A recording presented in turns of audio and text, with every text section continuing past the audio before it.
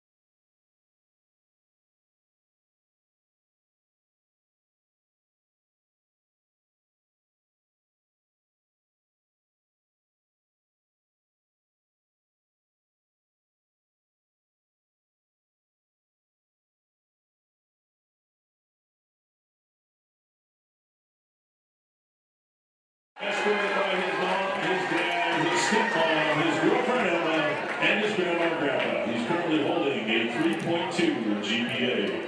After high school, my goal is to chase my dream of playing football at the next level. I plan to work hard, make it to college, and hopefully earn a shot at going professional one day. But if that path doesn't work out, I'll attend the trade school and join a union to build a career in construction. No matter what, I'm committed to working hard, learning, and creating a successful future. His favorite memory from football is the past few years at Wenatchee football camp when we would all be out. Let me read that again. When it would be an all-out war at 12 o'clock at night, throwing water balls, dodgeballs, and everything you could think of, each at each other, running around when we were definitely not supposed to, laughing until we could barely breathe, and then finally getting yelled at by the coaches and having to go outside and run until Coach Bridge got tired. By the way, Coach Bridge never sleeps. He will always, these times will always mean so much to him, and he will never forget it. Advice to the underclassmen. Play sports all 4 years of high school. Not just for competition, but for the memories. Give your all in everything you do. Have fun. Never hold back. Win or lose, every moment shapes you to who you become. So go all in and make every day count, because it really goes way faster than you think. Ladies and gentlemen, that's James.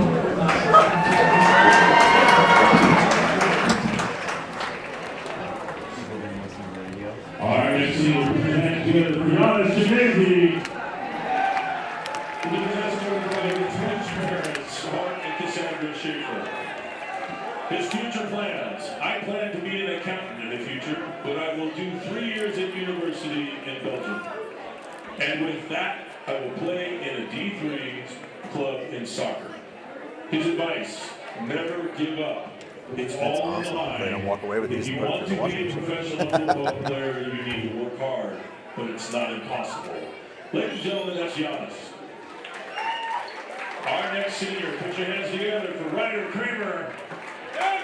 Escorted by mom and dad, brothers, grandparents, Kathy and Tom. He's currently rocking a 2.8 GPA. His future plans, let me scroll.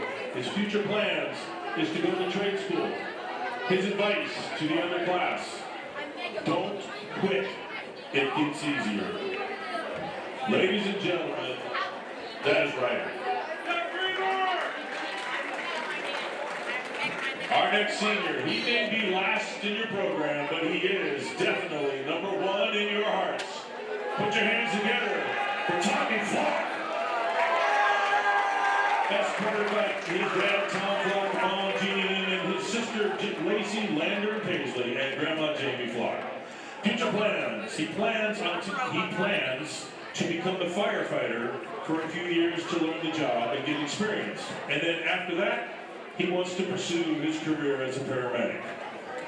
His favorite memory from high school football experiences would be when we were having water bottle fights at our Wenatchee camp, and Coach Bowers and Coach Bridge made us get up and go run in the middle of the night. Some advice I have for the underclassmen: don't take your time in high school for granted. It goes fast, so work hard in everything you do, whether that's school, football, or just plain anything. Ladies and gentlemen, that's Tommy. Now, if you would, folks, as we always do at Aberdeen High School, get on your feet, make some noise, show the respect they deserve for the class of 2026.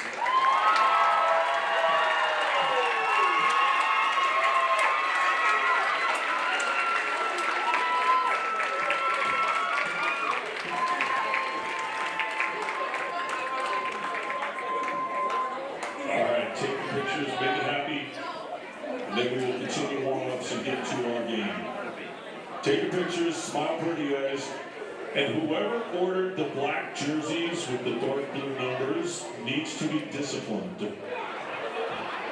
Calling out those numbers from upstairs is going to be very tough.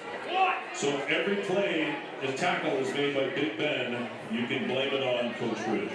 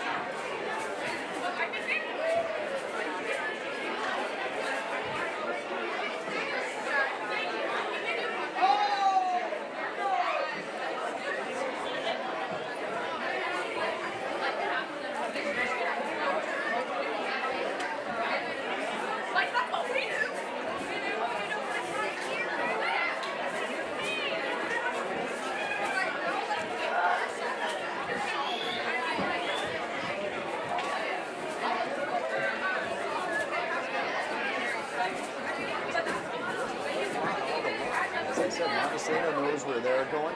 The Aberdeen Bobcats know where they're going. They'll play in that one-half play-in game down in Woodland most likely on Tuesday, but they know that what happens here tonight really doesn't matter, so they might as well go out and have some fun. We've seen that happen before. Cast your mind back a few years when the Hoquiam Grizzlies took on Hawkinson and ended up having like I think a 49-42 game. Ended up being one of the highest scoring, most entertaining games we've seen. We could see more of the same here tonight because these two teams love to put up points. Yeah, that was an absolute blast. I'm glad you brought up that game. That was the game with the 99-yard quarterback sneak by Bubba Dick.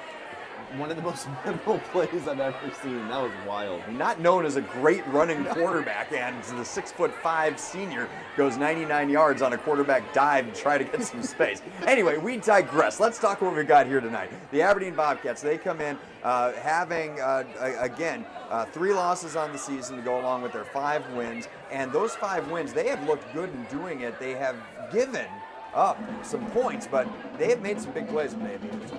Absolutely, and it's a fun team to watch.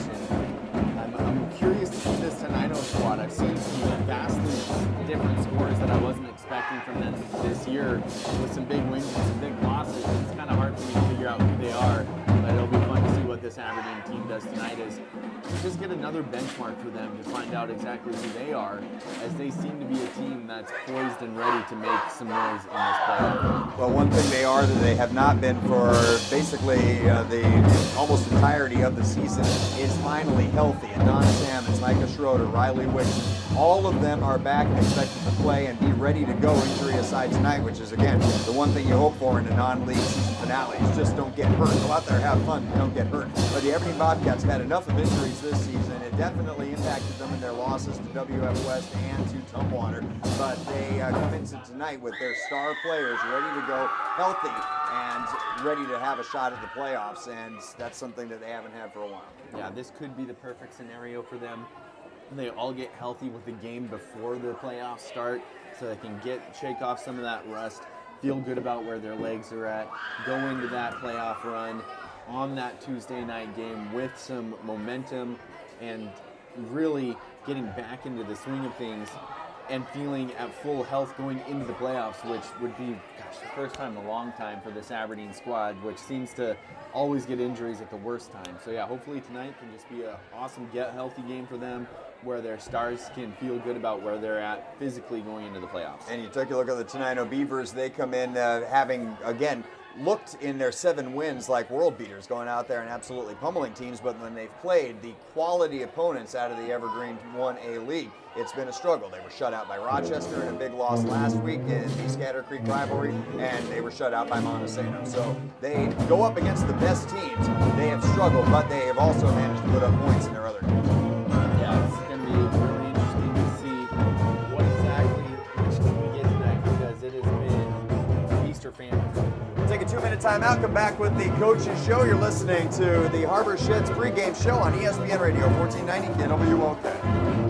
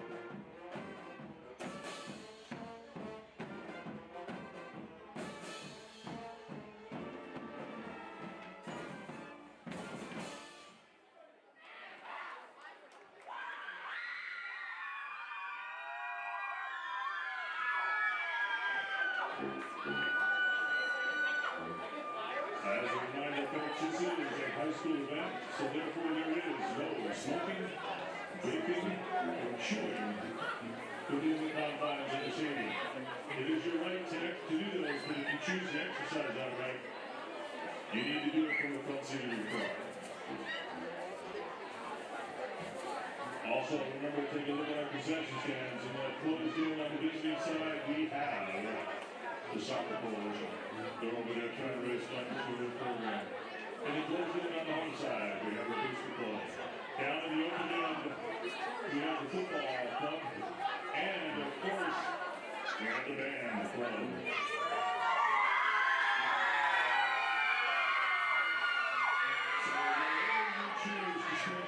I guarantee you will get a dead bond to go. Please enjoy those, get some hot coffee, settle back, we're going to play some football pretty soon.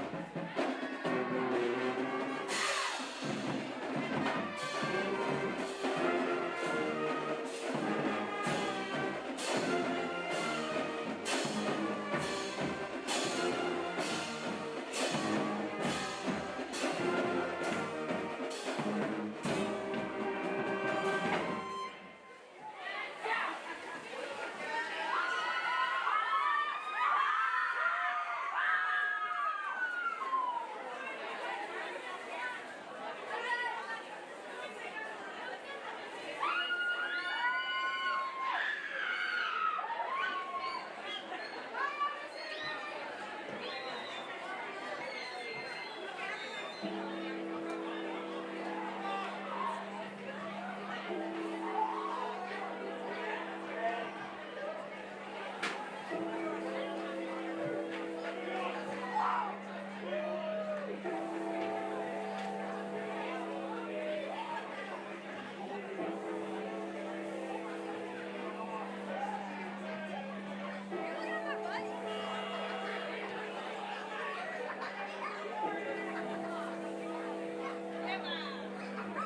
all left my view. But I have band, so I can't like the further in.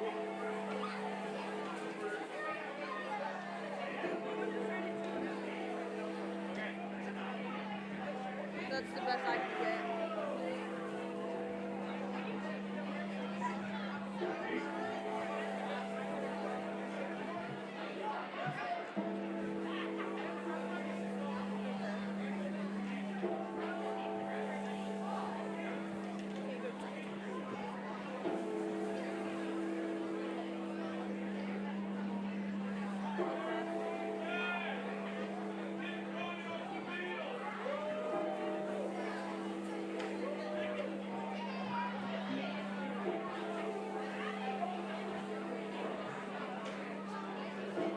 Can I make my camera taller?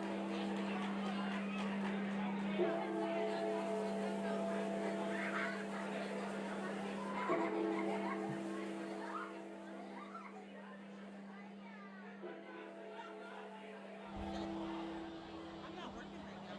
Can I help you people in the house? And I was like, yes, you may. Yes, you may. Hi. Yes. Yeah. We're going to take each room. We started dividing rooms. I'm 100%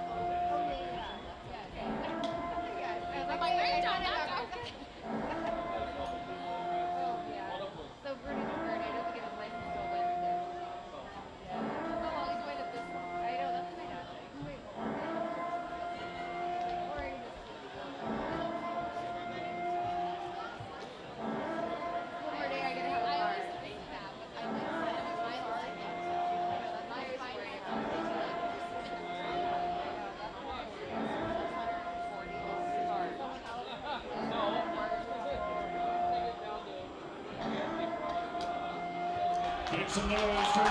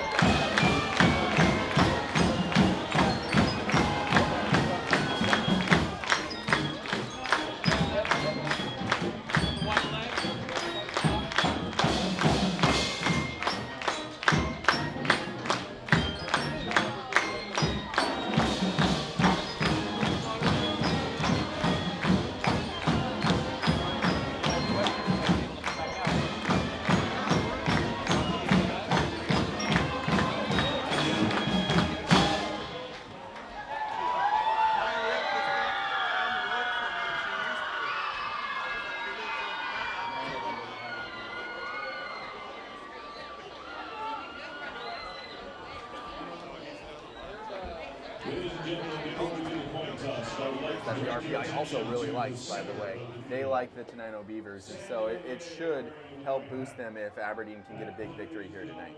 Well, let's take a look at the This will be Terry's last game at Stewart Field. In the 120 years, Terry has probably played, or coached, Terry has officiated for 53 of those years. He has been an official for this program and for this harbor for over almost half of the 120 years. I would like to read you a few stats for you to pay attention to. It is believed that in his time he has officiated over 2,000 football games. He has done over 50 state football playoff games, including quarterfinals, semifinals, and state championships. Not only has he refereed football games for high school, but he has done college and he has done semi-pro. In the 53 years of service this man has given to Thurston County, Mason County, Pierce County, and of course our very own Grays Harbor County, no matter what call is made on the field, somebody is unhappy with him. What I would like to do tonight, ladies and gentlemen, is if you would please get on your feet and pay the man the respect he deserves for 53 years of service. Ladies and gentlemen, this is Terry Tyler.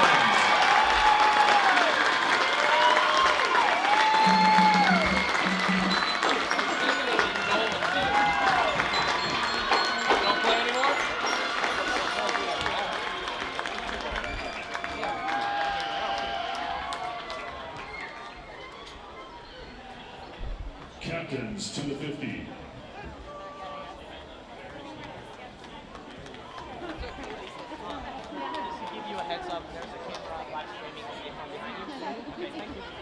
It doesn't mean I won't swear, but I'll try not to. You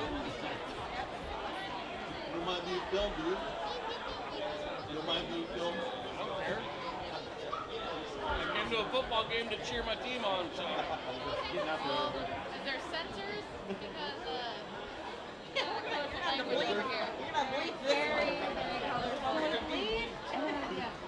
Beep. The whole game is just.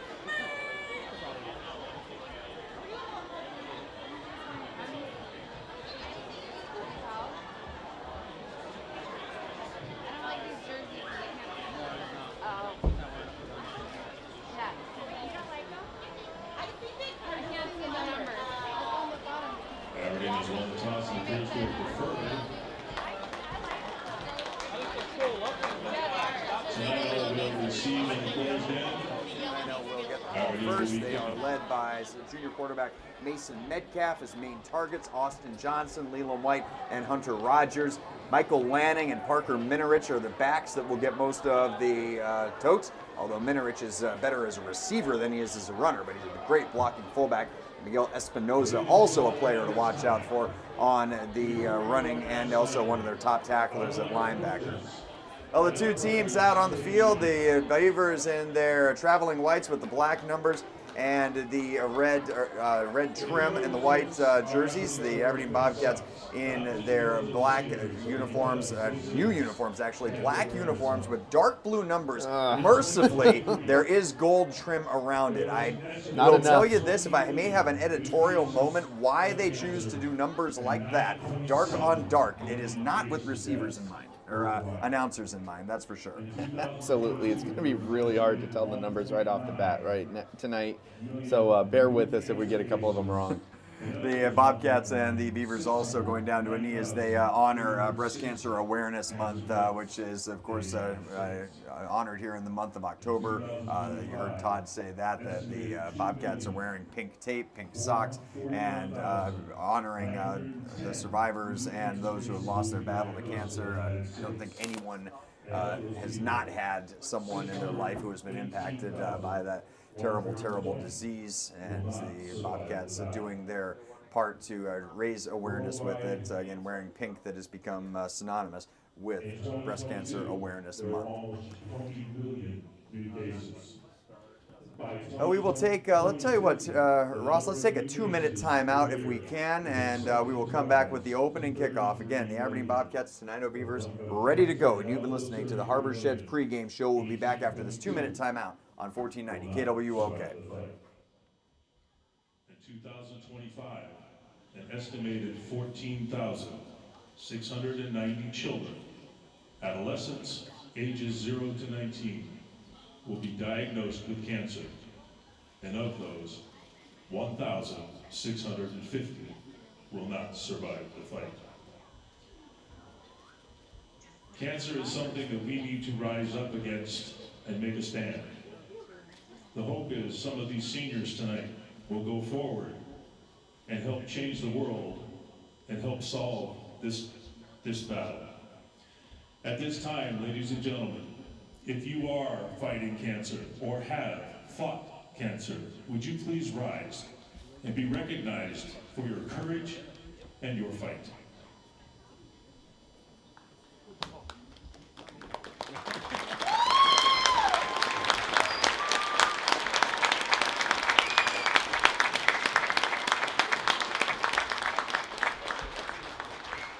If you know someone, live with someone, or affected by someone in our community or yours, would you please rise? And I will say this out loud, everybody at Aberdeen better be standing. Your friend, your volleyball coach, your track coach is fighting that battle now.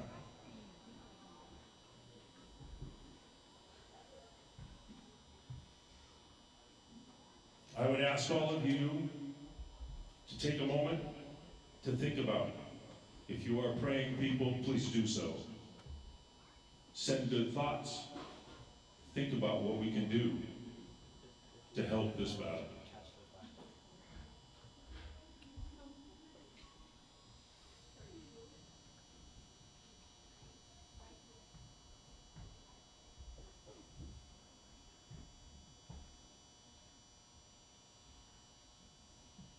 Thank you very much. And now, would you please all rise and remove your hats as we will pay honor to our country and the men and women who serve her with the playing of the national anthem by the happiest band in the land under the direction of Mr. Dan Patterson.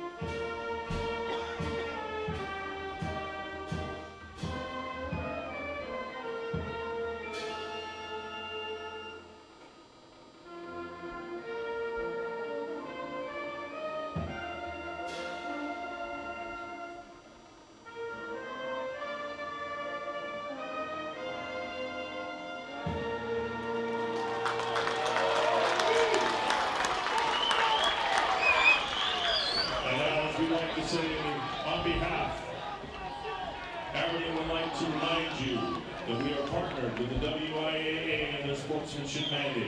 So remember, let the players play, let the coaches coach, and for crying out loud, let the officials do the officiating.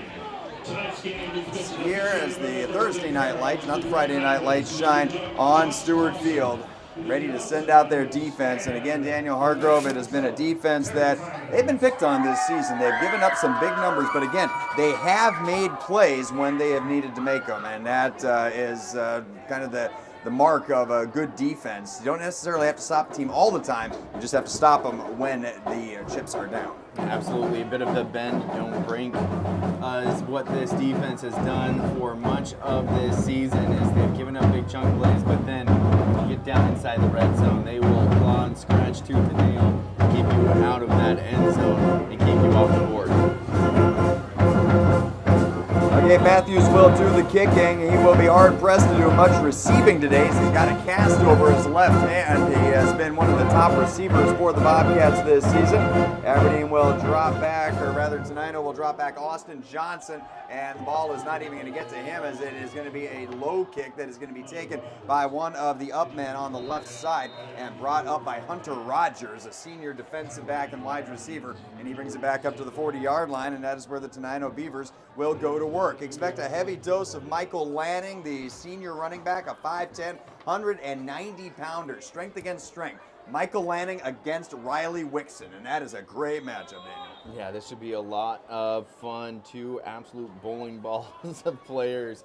That'll match up a ton today playing linebacker and running back for their teams. Beavers will move the ball from left to right to start things out. A ball at the 40-yard line. Mason Metcalf, the junior quarterback, will go out of the shotgun with Lanning behind him, and it is going to be Lanning getting it. Going off over the left side, turning the corner at the 40-yard line, hops a man over across the 45 and down to the 47-yard line for a pickup of 7 yards. Good start for the Beavers. Absolutely, that's exactly what they need for their running game to produce early and often to make their third down conversions much more stress-free and keep it on the ground. Beavers break their huddle and will line it up over on the left hash mark as Metcalf will go out of the shotgun. Parker Minerich, the fullback, is lined up ahead of him out of the shotgun formation. Lanning behind him, and Lanning's going to get it going straight ahead. Slants off over the left side this time and is going to be taken down short of the first down. Only got about a yard on it there as the Bobcat defense, led by Riley Wixon and Luke Martin, who we're going to be calling his name a lot, starting free safety and senior leader of this Bobcat defense. Gets the defensive plays. He's going to direct that to his teammates as well and let them know what he's doing. Spends so much time studying, make sure he's prepared and can prepare his team for every game and every play when he's out there. Third down and 1 yard to go after the 2-yard Lanning run. They need to get it across the 50 into Aberdeen territory in order to convert. Lanning is behind, and there's early movement, and the Bobcats jump. Ryder Creamer over on the right side came across as he was goaded over by a hard cadence by junior quarterback Mason Metcalf. Yeah, nice job by Metcalf there, getting the aggressive noise there to get Creamer off balance and off sides. Creamer knew it as soon as he flinched. He was like, oh no. Popped up, knew that was a 5-yarder and a first down. Ball will be moved into Aberdeen territory up to the 46-yard line, where it will be first down and 10 yards to go for the Beavers, who again will line up with Minerich at the head of kind of an odd eye formation, a power eye with the fullback, quarterback, and then the tailback in that eye formation. And Lanning's going to get it again. Tries the right side this time and cut right at the line of scrimmage. Tried to cut in, then tried to cut back outside, and Ryder Creamer makes up for his offside by coming up and making a big tackle. Yeah, absolutely. Ryder does such a good job that time, setting the edge, making sure it wasn't going to get outside of him, and then working through the man trying to block him to go make the tackle as well as forcing him inside. I'll give him a yard on the play, and it will be a second down and 9 yards to go for the Tenino Beavers on their opening march. 9 minutes and 52 seconds to play in the first quarter. And Mason Metcalf out of the shotgun with Michael Lanning behind him. He has touched the ball on 3 carries thus far on this drive. As Metcalf, hands extended, will turn, and before he can get the play off, there is a whistle. So a flag thrown by the linesman on the near side. Either someone jumped or someone moved early, and it is the latter, as they will whistle a procedure penalty against the Tenino Beavers. So the Bobcats give it.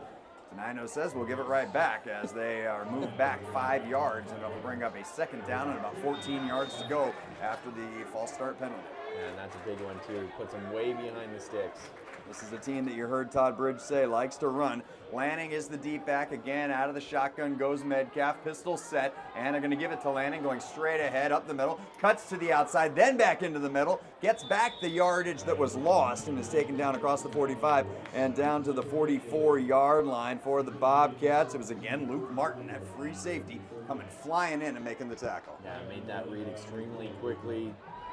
And you trust that his instincts are going to be right, but he's got to be a little bit more hesitant maybe later in the game if they try and run play action and try and throw it over the top. Picked up 6 yards on that play, did Lanning. It's a 3rd down and 8 yards to go for the Beavers as Metcalf is out of the shotgun, calling out the signals. Early movement by the Bobcats, no flag this time. And Metcalf is going to throw, going to set it up. Caught by Parker Minerich out the left side. Gets it across the 40, dives down across the 40, close to a 1st down. He needed to get it right to the 36-yard line, and the spot of the ball is almost right there.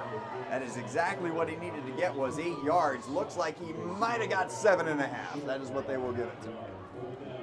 It'll be a 4th down for the Beavers. An excellent job there by Sam Schreiber.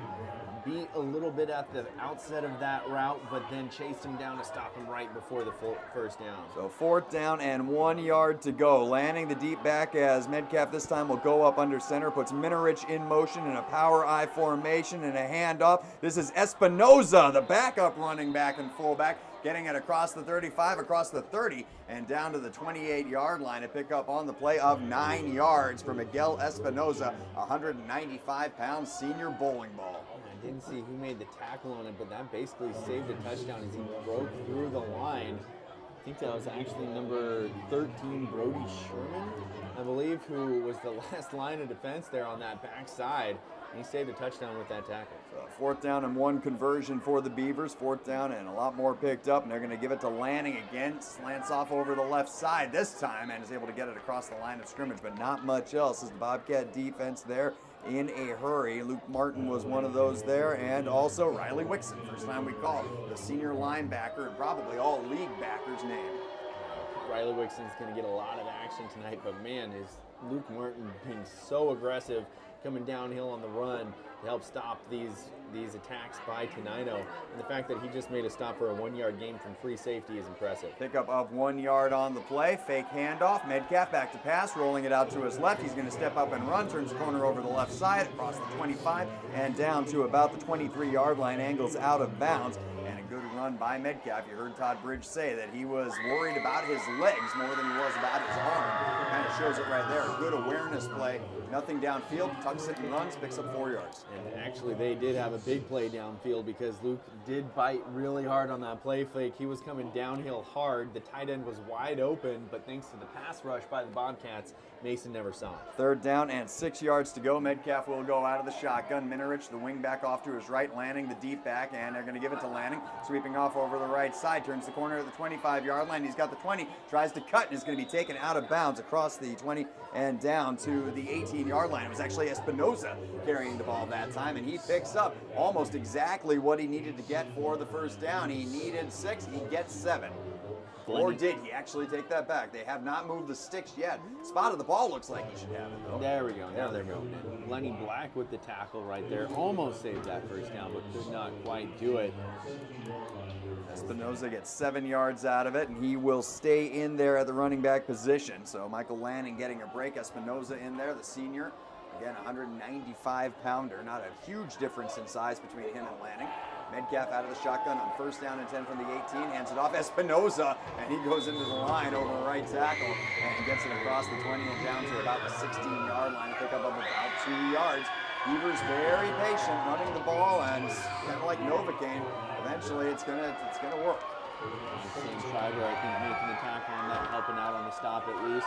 Interesting to note that Schroeder not out there playing defense. I wonder if they're trying to keep some guys fresh on this last game, maybe have them playing only one side at a time. Espinoza still in there at running back, handed off to the senior, sweeping the outside, and he is this time not going to get much. He got across the line, but not a whole lot else. Taken down after a pickup of about 2 yards. Riley Wixon led the charge. Yeah, Riley got in, chased it down from the backside, showing some great speed as he was coming in pursuit. Had to chase him all the way down from the opposite side of where the play was going.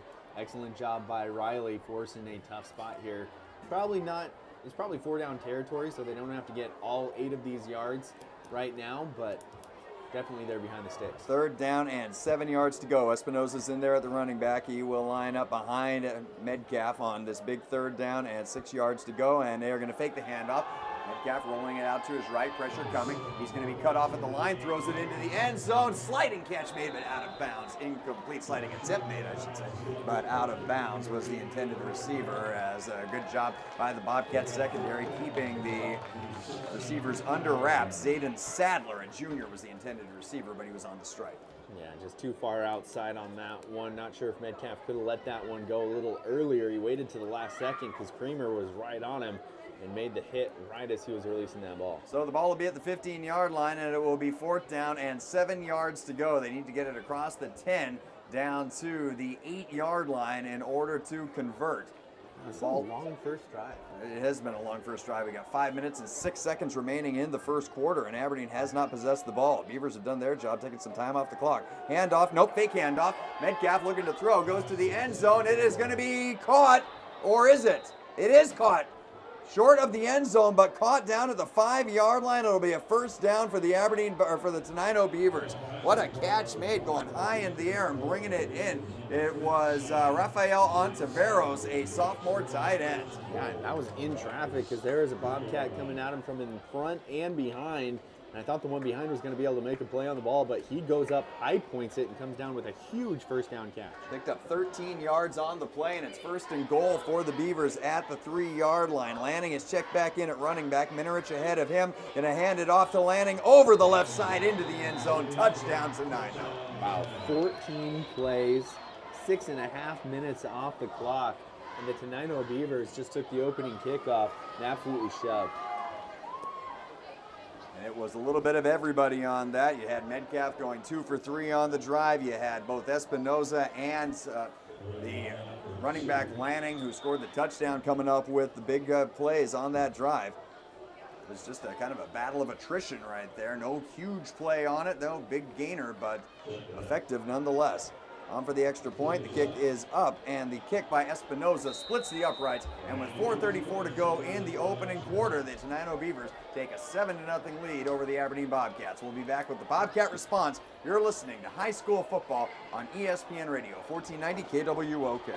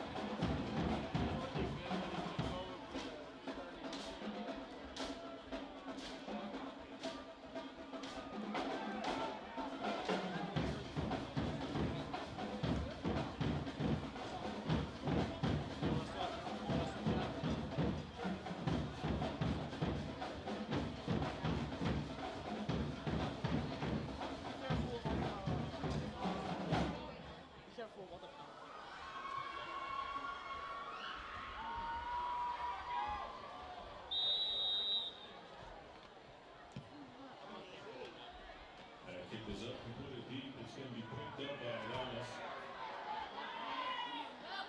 He's got speed. He's got power. He's going to finally be run out of bounds at the 32-yard line, maybe the 30. But they're going to give him. Running up, and Espinosa, instead of swimming it, just went with a line drive kick that went over Adonis's head, rolled back down to the 10-yard line.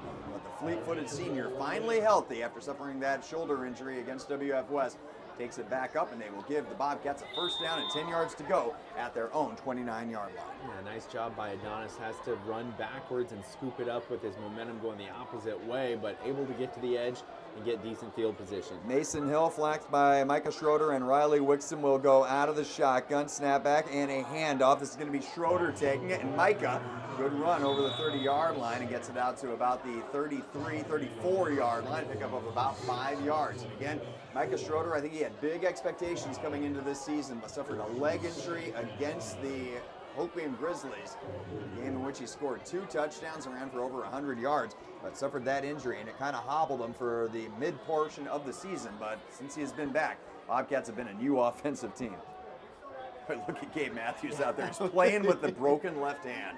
I'll tell the senior he's not going to play. Here's Schroeder taking it. Oh, man, what a hit. He tried to cut back over right tackle, and Parker Mitterich came up and absolutely unloaded on Micah and held him to a gain of only a yard. Yeah, all 5'10", 200 pounds. I remember seeing Parker, a couple years ago as a freshman. And man, as he put on some beef, and he just laid it all into Micah right there for a loss of a yard. And also Gabe Matthews, playing receiver with a club. That's not how you know you're integral to your team, is they want you playing a position where you catch with a cast on.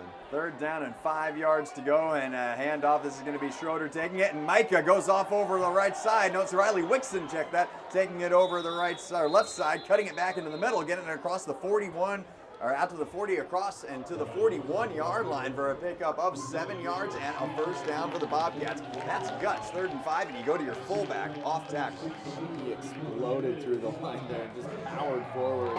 No hesitance about the 1st down.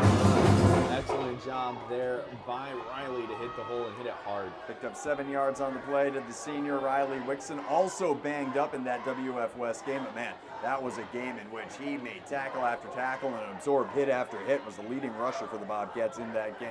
1st down and 10 at the 41-yard line. Snap back and a fake handoff and a whistle thrown by, I believe, or rather a flag thrown, I believe, by the linesman on the far side of the field, and it is going to be a procedure penalty against the Bobcats. It'll back him up 5 yards. Second penalty of the night against the Bobcats. First one on offense. Mason Hill with a run over to talk to McCoy Gronseth, the young offensive coordinator for the Bobcats. He and David Terrence have taken on more of a play calling responsibility on the side of offense and defense under the supervision of head coach Todd Bridge. 1st down and 15 yards to go, and a double handoff, and this is going to be the running back taking it, hopping through the hole across the 50. What a move across the 45, 40-yard line, and it's Micah Schroeder going down to the 41-yard line. What a run by Schroeder, a pickup on the play of 25 yards. And that's the Montesano's special crossbuck play, and they ran into perfection there. Comes back the other direction on the counter move, and then, wow, just electric in the secondary. Juking, sidestepping, stiff-arming defenders left and right for the huge run by Micah Schroeder. We'll give him 23 on the play. It's 1st down and 10 for the Bobcats at the Tenino 41-yard line. Just great jukes and moves by the senior Micah Schroeder. Split backs with the quarterback, Mason Hill, and it's Riley Wixon, the fullback, taking it. He gets very little out of that play across the 40-yard line and down to the right to the 40-yard line to pick up of 1 yard. That's what Riley does. I mean, he can pop something big every now and then, but he is that guy who just loves that contact. Yeah, he will just pound right at you. So aggressive, so physical is Riley, and he is just an absolute blast to watch run the football. I love both of these backs here for Aberdeen. And oh, by the way, that's not even mentioning Sam Schreiber, who can tote the rock as well. Minute and 24 seconds to play in the first quarter. 7-0. Tenino leads with the Bobcats into Tenino territory. Mason Hill back to pass. He's throwing deep down the sideline, and the ball over the head of the intended receiver and incomplete. Oh man, Adonis Hammonds had his hands on it. I think it was Adonis trying to make it out across the field. Yes, it was. It was the senior. He was able to get his hands on it, but angling towards the sidelines, just couldn't put it away. That would have been an extremely impressive catch over the shoulder to the outside shoulder, trying to track it almost directly over his head. It's impressive. He even got his hands on it, and I think he might have been able to keep his feet in because he was also trying to drag a foot as well, but could not quite grasp it. Bring up a 3rd down and 9 yards to go. The Bobcats are at the Tenino 40. They need to get it to the 31 in order to convert. They'll put Sammy Schreiber into the backfield, I believe, and here is going to be a double handoff again, and this is going to be trapped down at the line of scrimmage that time. Espinoza and Minarich come up to make the big tackle and hold the Bobcats to a pickup of only a yard. Yeah, they tried to go back to the well the next time they needed a big play, but maybe a little too soon, as this time Tenino saw the same action of the line, saw what was coming, and the linebacker came up and filled the hole nicely. Well, again, a non-league game, and the Bobcats need some points to impress the pollsters as they try to get into the playoffs and get a home playoff game. So they are going to go for it on 4th down and 8.5 yards to go. Snap back to Mason Hill, Jr. rolling it out to his right. Looking, going to throw it upfield. It is through the hands of the intended receiver, almost caught, but it hits the turf, incomplete. And the Tenino Beavers absorb a charge by the Aberdeen Bobcats, but are ultimately able to turn Aberdeen back in their own territory and will take over at about the 40-yard line. A nice attempt there by Mason Hill, especially since it's 4th down, so you might as well throw it up and give your player a chance. That was almost intercepted before it got to Ryder Kramer, and then it went through his hands and then just dropped in front of another Aberdeen receiver that was lunging for it. Well, offense and defense, the Tenino Beavers have shown their quality here in the first quarter, and we've only got 21 seconds of it left to play as the Bobcats and the Beavers both take up a lot of time in their 2 offensive possessions. Metcalf with Lanning in the backfield with him will hand it off, and the Bobcat defense comes flying in. The play was busted up by the fact that it was a low snap that went back and hit the ground, and Metcalf had to pick it up and hand it off to Lanning. Glennie Black came flying in to bust it up, though. Did not let Lanning get out of there and hits him down for a loss of 4. Yeah, nice job by Glennie getting in there quick, taking advantage of that dropped snap and making sure there's nothing coming. That'll end the first quarter. We've played 12 minutes, and the Aberdeen Bobcats trailed the Tenino Beavers by a score of 7-0. We'll be back on ESPN Radio, 1490 KWOK.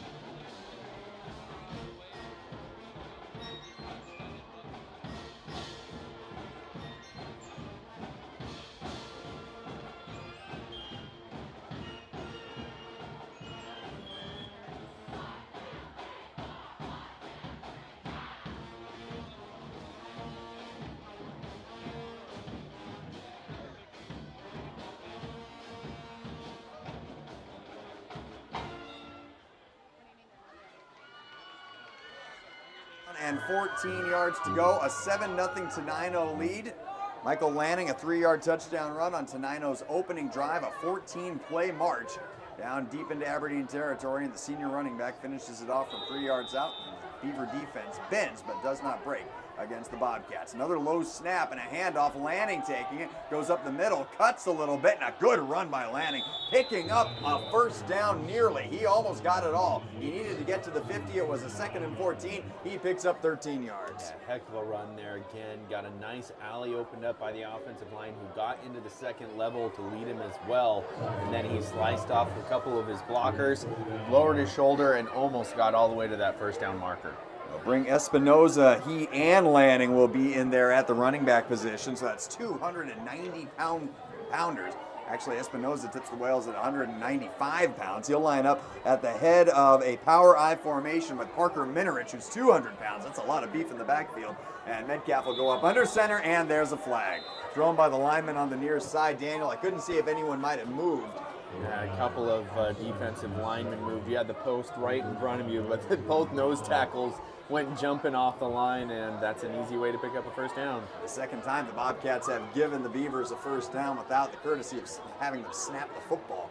So that is kind of an unforced error, and unforced error number 2 for the Aberdeen Bobcats here. 11:14 to play, second quarter, 7-0. The Tenino Beavers lead, and for the second time, they have moved into Aberdeen territory.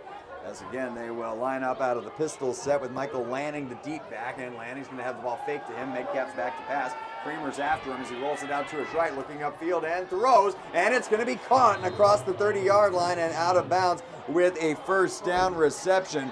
Number 15 going up and making the catch for Tenino. That is Zayden Sadler, his second target of the game. This one he's able to put away, and the junior receiver moves the ball up and picks up a first down on a pickup of 22 yards. Yeah, that time Aberdeen in a zone over there, rolling out instead of sinking back. One of the DBs was just kind of covering green grass with nobody around him, and the ball went right over his head. Lanning again, the deep back behind Metcalf, who is out of the shotgun. Hand off to the pistol back, and he's going to take it up the middle. Gets his ankles caught underneath him and ripped out from under him, and coming up to make the tackle. Number 8, Sam Schreiber. Sorry, I did a 3 in a really weird way with my fingers there to show you who made the tackle there. Sam Schreiber got in there in a heartbeat and wrapped him up around the ankles. A great tackle by him, by Schreiber, come flying up there. I mean, it's one of those ones who didn't have a great hold on him and still was hanging on for dear life and able to hold on and bring him down. No gain on the play. Over a 2nd down and 10 yards to go. Espinoza is now in there at the running back position, and Lanning is, or rather, Espinoza is going to get it, sweeping over the left side. Turns the corner. Nope, he is not going to get much more out of after that. As the Bobcat defense there to close the door in a hurry. There's that man again, Luke Martin. Yeah, Luke Martin up top and Colin Hyatt down below. I'm seeing a lot of DBs and people mix in and out as names I haven't called much this season as Aberdeen looking to keep their guys fresh going into the playoffs. Yeah, Luke Martin having a heck of a game. That's already his 4th tackle that I have him for. So after picking up that big first down on the Sadler reception, getting it in across the Bobcat 30 down to the 29-yard line, the Beavers have gone nowhere on 2 consecutive runs that have been held short, and Lanning is going to check in, and Espinoza will head out. As Tenino will have it 3rd down and 10 yards to go, but before they get to do that, they are going to call timeout and talk things over. So while they break, so will we. 29-yard line will be where the Bobcats defend a 3rd down and 10 when we come back on ESPN Radio 1490 KWOK. Get your concessions early.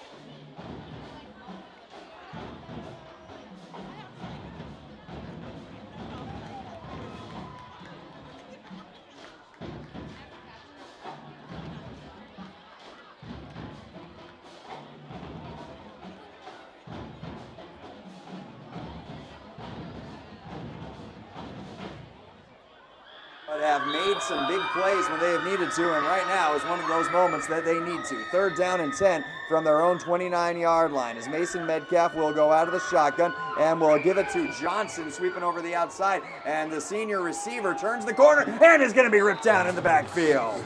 Nothing doing for Austin Johnson, the fleet-footed senior. Excellent tackle over there on the edge. It was one of the DBs, but an even better job blowing up the edge and forcing Johnson to go backwards. I believe Micah Schroeder stepped out there on defense and just destroyed the lead blocker, so much so that he almost bounced back into the guy who was carrying the football in Austin Johnson.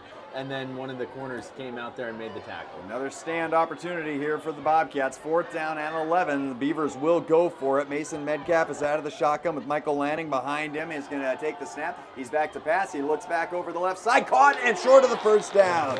Blown up right at the point where he caught the ball. 5 yards short of the 1st down. It was Parker Minerich making the catch. He needed 11. He got 6, and the Bobcats hold. Excellent tackle out there. Well, kind of a wide open tackle out there as you couldn't quite see. It was either Glennie Black or Adonis Hammonds, but one of the two just absolutely destroyed him. His quarterback did him 0 favors, just loading the ball up for him to get drilled. Time like that, the quarterback owes the receiver a Coke. Yeah, at least. Ball to the 26-yard line, and the Bobcats will start off 1st and 10. Mason Hill out for his 2nd attempt at moving this Bobcat team. Got him into Tenino territory last time. Here's a handoff, and the running back taking it. That's Micah Schroeder going straight up the middle, and Schroeder gets it out across the 30-yard line and picks up about 5 yards on the play. Straight up the gut. Schroeder gets so much attention paid to him that a lot of times defenses are constantly keying on what he's doing in the backfield. Definitely opens some things up for other players, but does kind of keep him from breaking out in ways that we saw when he was a sophomore and a junior and completely healthy. And we'll line up with 2 running backs off of either hip of Mason Hill with the ball at the 36-yard line. It's 2nd down and 5 yards to go. Hill will give it to him. Nope, faked it to him and now throws outside. Caught by Gabe Matthews. He angles for the sideline, gets up close to the 1st down. Gabe Matthews, club and all, still the sure-handed receiver. Oh, I love how this kid plays, man. He plays offense, defense, special teams. He'll kick it, he'll catch it, he'll throw it, whatever you need. he'll do it, and now he's even doing it one-handed. Picked it up 4 yards on the play, and again, that is where the Bobcats' strength lies, is in those little dink and dunk passes to the outside, over the middle on just little quick slants and outs. 4th down and a yard to go, or 3rd down and a yard to go, and the Bobcats are going to hand it off. Riley Wixon angles off over the right side, pops out of the pile. There goes Riley. He's running to the 30-yard line. He's to the 25, to the 20, and down to the 19-yard line.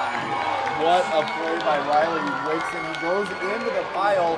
I started to look down to write down some stats because I thought the play was going to be over, and then somehow he breaks a couple of tackles, power forward, and then bursts for a 46-yard pickup before Marvin Phillips barely chases him down at the 19. Second big play for the Bobcats. They got a 23-yard run by Micah Schroeder on their last drive. This one, a 46-yard burst by Riley Wixon, has them 1st and 10 at the Beaver 19-yard line. They're going to line up and hand it off. This is Micah Schroeder going up the gut and getting it down across the line of scrimmage and close to the 15-yard line, giving them a gain of about 3 on the play.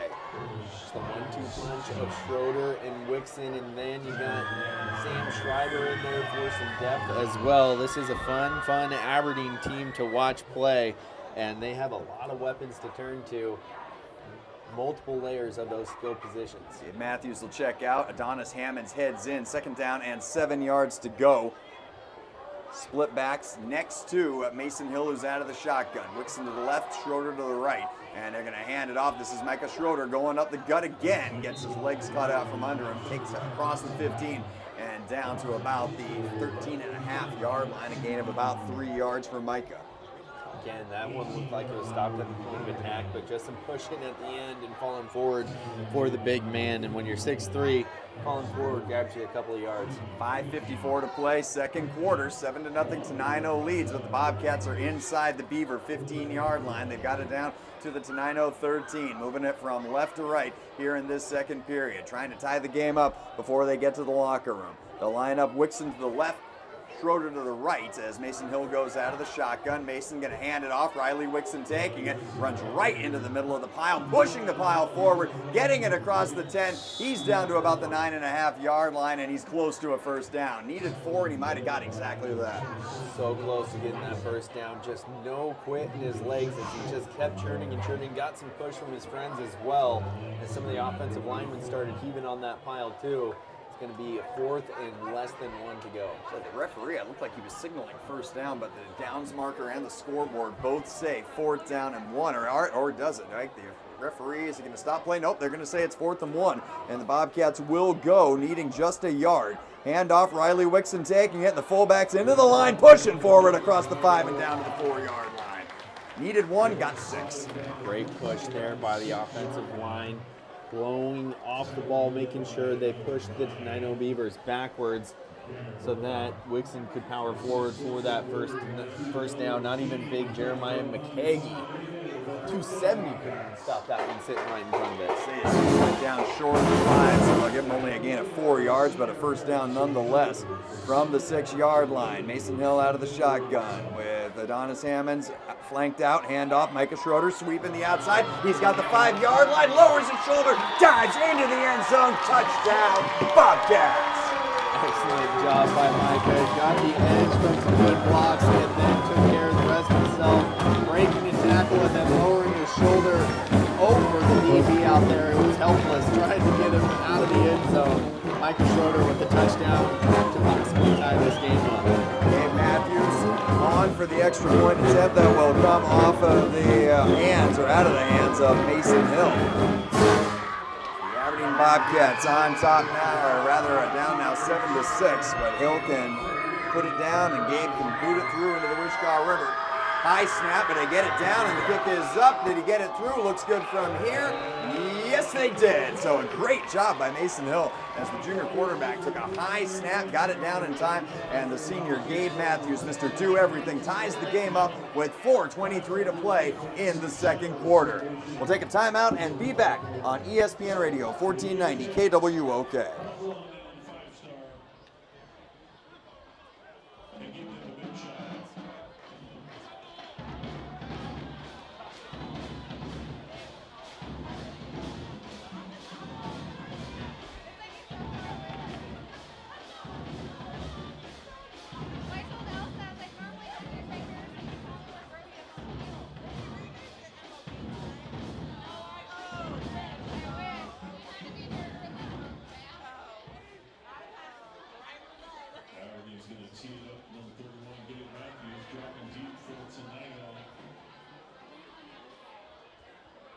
looks like number 6, Austin Johnson.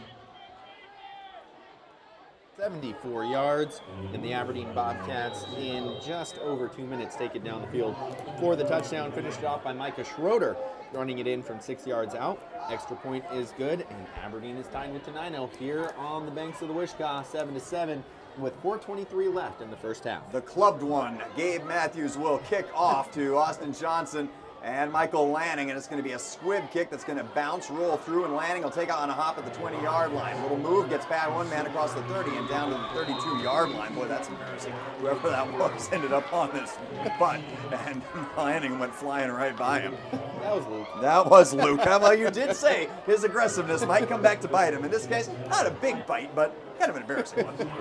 When you're wide open, it's just you versus one other person. It's a horrible position. Everybody to be in. can see. Exactly. He also has 4 tackles already in the game. Yeah, I don't think he's going to lose a whole lot of sleep over that one. Yeah. 4 minutes and 19 seconds to play in the second quarter. We're knotted up at 7. The Tenino Beavers, their third possession of the game, will have it first and 10 at their own 31-yard line with Mason Metcalf, Parker Minerich, and Michael Lanning lining up in the backfield. Tight end will go in motion from left to right through the formation, and Metcalf is going to have the ball snapped back to him, and a handoff. Michael Lanning taking it, and he goes straight up the middle, cut it to the back up the left, a little hint to the left, or to the right, excuse me, and picks up about 4.5 yards, getting it out across the 35 down to the 36-yard line. And that was Luke Martin on the tackle again, so now he's got 5 as he went down low and took the legs out from under. Lanning going bursting through a hole. And a busy one in this one. It is going to be a second down and 5 yards to go. Clock runs with 5 minutes, I think 3 minutes and 50 seconds remaining in the second quarter. The Beavers on the march trying to get a go-ahead score before halftime. Snap back to Metcalf, handoff to Lanning. Oh, what a hit! Taken out right at the line of scrimmage, and it was number 11, Riley Wixon, the senior, flying up and de-legging Michael Lanning. Just a huge hit to the legs right there, flipping him over, driving him down, as that was an excellent play by Riley.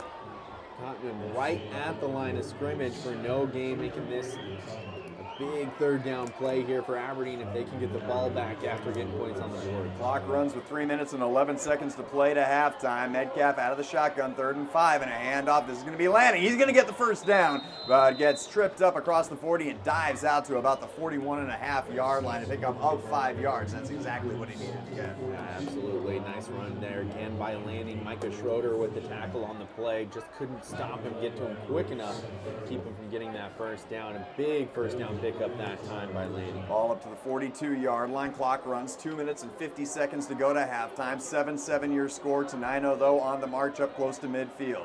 As Metcalf will put the tight end in motion from left to right through the formation. Minerich at the head of an offset eye in the shotgun. And a handoff to the pistol back. This is going to be Espinoza taking it this time. And he gets his legs cut out from under him and dives across the 45 and down to the 46-yard line.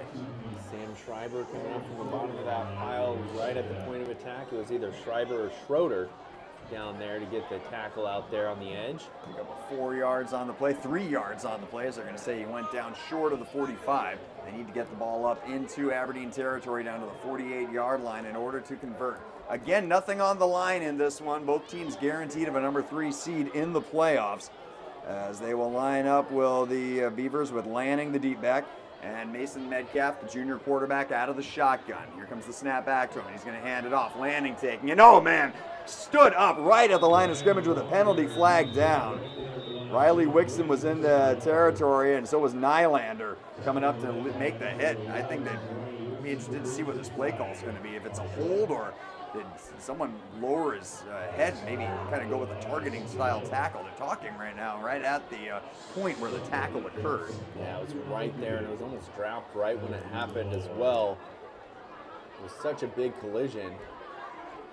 Legal use of the hands against the Beavers, so that's going to back them up. And with 1 minute and 49 seconds to go, Aberdeen with, I think, all 3 of their timeouts, would we see them start to use them now and try to preserve some clock and maybe give Mason Hill and the offense a chance to get the ball back and maybe try to go for the lead if they can hold the Beavers in these next couple of plays. Yeah, this is a big sequence here for the Bobcats, and now they find themselves in great position to keep Tenino from picking up this next first down, as it's going to be about 1st and 18 or 1st and 17 upcoming here on, or 2nd and 18, excuse me. Second down and 18, as Daniel told you. They've got Espinoza in there at the running back position, I believe. Yep, it is the senior, and he's going to get the ball going straight ahead. He's hit right at the line of scrimmage, able to push forward across the 35 and down to the 36-yard line for a pickup of 2 yards. And the Bobcats letting the clock run with 1 minute and 28 seconds to go, not using their timeouts to try to preserve some clock. Carter Paluzzi getting down, making that tackle low to the ground. Doing a good job of getting his center of gravity below the guys pushing against him. Aberdeen band makes their way out of the grandstands to get ready for their halftime performance. We've got 1 minute and 8 seconds to go. Be sure to stay tuned for the Harbor Sheds halftime show coming up. We'll take a look at some of the other scores from around Southwest Washington and also some of the stats and big plays of this one. It's been a low-scoring game, and it's been a good one. 7-7 your score with under 1 minute to play. 3rd down and long, and a handoff. Espinoza sweeping the outside. He's going to get caught at the line of scrimmage, stood up and pushed back. And the Bobcats, with 46 seconds to go, will call a timeout, and now will try to preserve some clock. Todd Bridge not happy about it, as about 3 seconds went off the clock before the linesman to the near side called the timeout or signaled the timeout.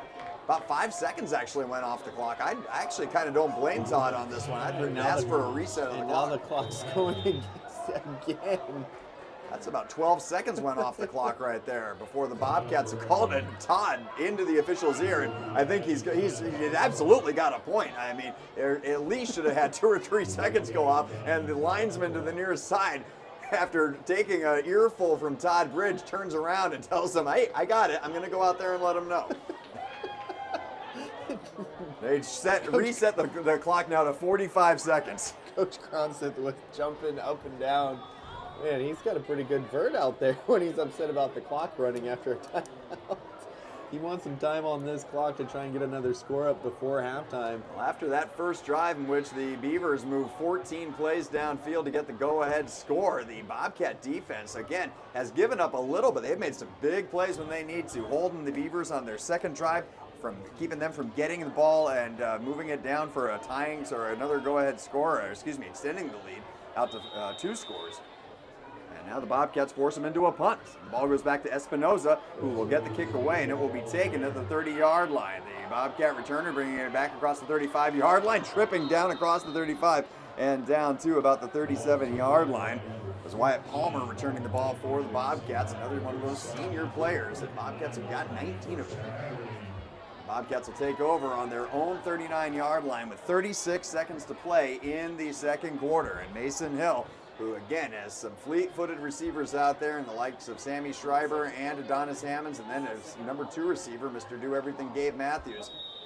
See if they put Matthews out there. Actually, they don't. They have Schreiber out. Micah Schroeder also split out as a receiver. As Mason Hill will go out of the shotgun. Snap back to Mason. Pressure coming. Steps away from it. Out to his right. Throws it upfield. This ball is going to be caught angling across the 50 and taken down up at the 50-yard line. It's going to be Micah Schroeder picking up 11 yards and a first down for the Bobcats. Nice job getting Schroeder out in space there, but Mason Hill having to break a tackle before he could get himself in position to make that throw. Excellent job by him to extend that play and then float the ball to his playmaker to go get the first down. 28 seconds to play until halftime. 7-7 your score. The ball right at the 50-yard line. The Bobcats trying to get the go-ahead score before they head in to warm up and to get ready for the second half. As out of the shotgun will go Mason Hill. Looks like Riley Wixon's in there as his personal protector. Wyatt Palmer will go in motion through the formation. Snap back to Mason. He's going to throw it deep. He's got a man wide open over the middle. It's going to be caught down to the 15, to the 10-yard line go the Aberdeen Bobcats. It's Kramer, the tight end, a 40-yard reception. 19 seconds to play, and the Bobcats will have first and goal. 6'3", 225, but Ryder Kramer's got some speed up to the line quickly, and they spike it. And burn a play there. They had a timeout, I think, a couple of them. They got at least one, if not 2, but they're going to burn a play to stop the clock with 15 seconds. I don't blame them on that. If they get a player who's going to be caught in the field of play, can't get out of bounds or into the end zone, you do want to have those timeouts at your disposal. So you've set yourself up for 3 plays, 15 yards to get into the end zone and try to make it a 14-7 game headed into the locker room. It's 7-7 right now. The Creamer reception puts them down at the 10-yard line. It'll be 2nd down and 10 yards to go for the Bobcats. Riley Wixon will line up to the right, and Micah Schroeder to the left, and Tenino, by the looks of it this time, is going to call a timeout to talk things over and make sure that their defense is set as they want it. And with 15 seconds to go, we will take a timeout. 7-7, but the Bobcats knocking at the door late in the second. We'll be back on 1490 KWOK. Folks, that guy in the white hat has put in 53 years of service for us. Let's try not to yell at him tonight.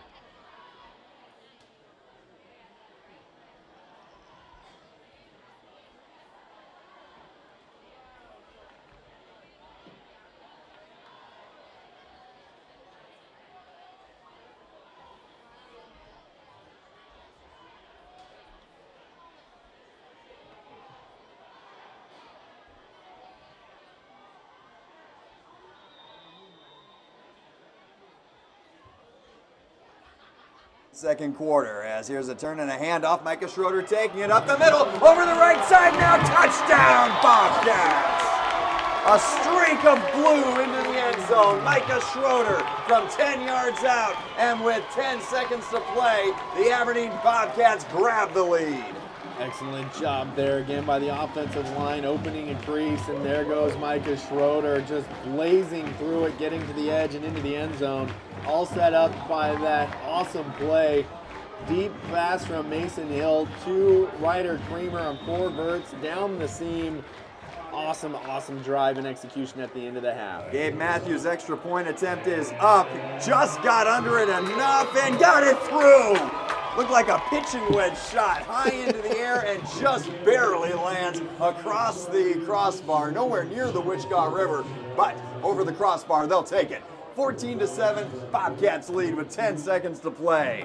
We will take a timeout and be back. You're listening to High School Football on ESPN Radio 1490 KWOK.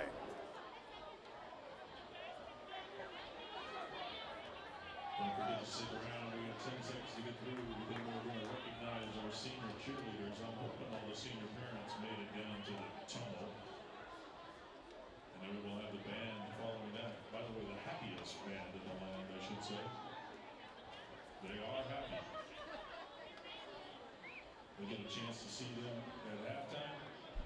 And then we'll recognize those seniors. It'll be an extended halftime to make sure we can get all this in.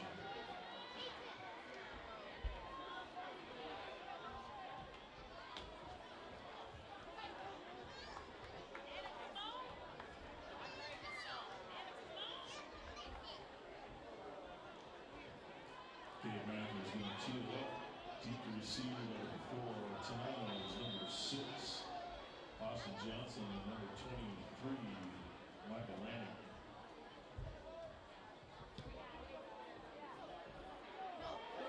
Hit by right back number 3. And he's hit right there. Stopped by an entire squad. Led by number 3, Glenn Black.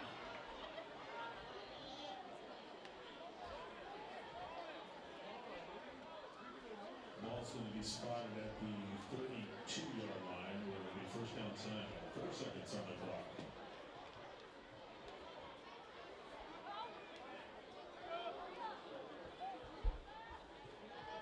The job is they get down there extremely quick on a huge passing play. The entire team racing down the field quick enough to spike that one. Just excellent execution.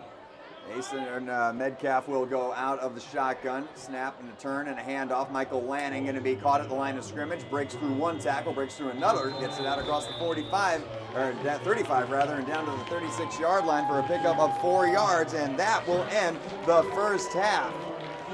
Tenino got on the board first, but the Bobcats answer with not one, but 2 Micah Schroeder touchdown runs. The second one, inside of a minute to play in the second quarter, gets them on the board and into the lead as they lead it 14-7. We have reached the halftime break. We'll take a 3-minute timeout and be back on ESPN Radio 1490 KWOK. All right, and this looks like it's an extent. They're going to stay and recognize the cheerleaders, Mr. Referee. They're going to stay there and recognize the cheerleaders. All right, ladies and gentlemen, it is that time. We take this opportunity to continue the celebration of our seniors with our senior cheerleaders. Our first senior this evening, put your hands together for Justin Jacobs.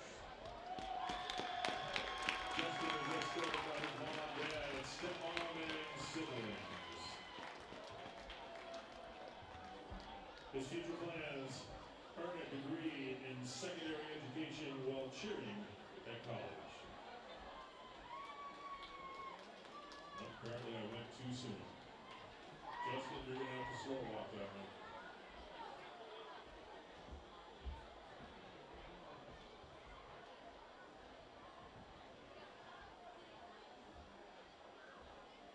All right, I'll do it again. Here we go.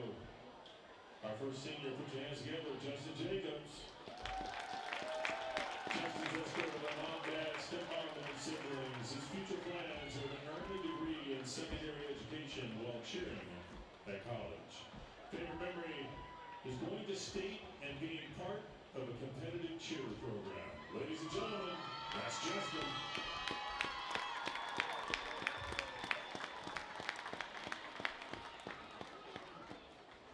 Our next senior, put your hands together for Isabella Dyer. Escorted by mom and dad, sisters, cousin Josh, and brother Nathan. Future plans are to go off to college for business management, to build my career for photography, and to travel the world. Favorite memory or advice? My favorite memory was qualifying for state and feeling the joy and the excitement that it gave her. Ladies and gentlemen, that's Isabella.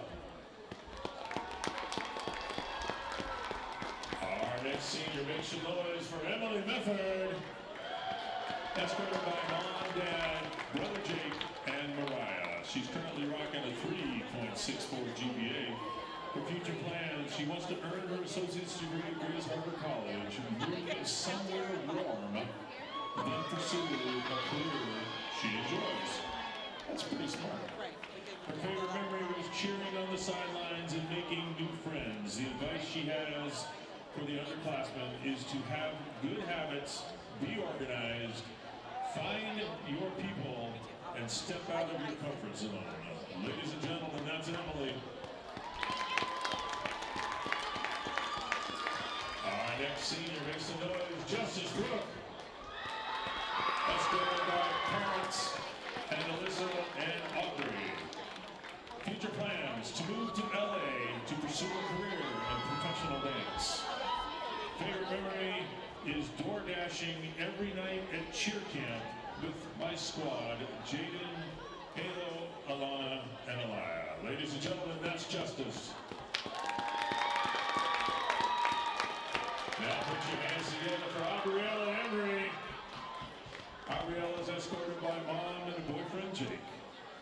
Her future plans: go to college at WSU and become a kindergarten teacher and move to the big city. My advice is to never stop doing what you love, no matter what. My favorite memory is chasing down DoorDash with Casey. Maybe she's lost. Our next senior, put your hands together, make some noise for Miss Violet Morrison.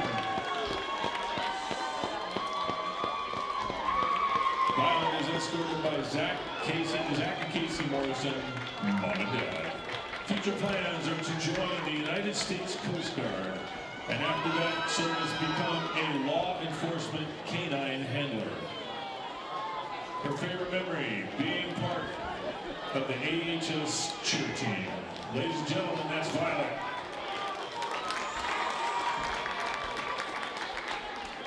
Now put your hands together for Liliana Alva. Escorted by Amy, Vince, Maurice, Lorenzo, and Isla. Currently rocking a 3.0 GPA. The future plans: become a forensic nurse after college. Favorite memory or advice: Don't treat people as bad as they are. Treat them as good as you are. I like that. I'm going to steal that. I'm going to read that again. Make sure you take this with a heart. Don't treat people as bad as they are. Treat them as good as you are.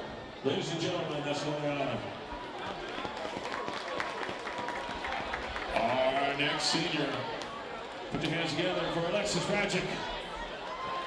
Escorted by Barbara Boyer, her grandmother, Spencer Rajic, her father, Julie Rajic, her aunt, and Tia Lutz, her aunt.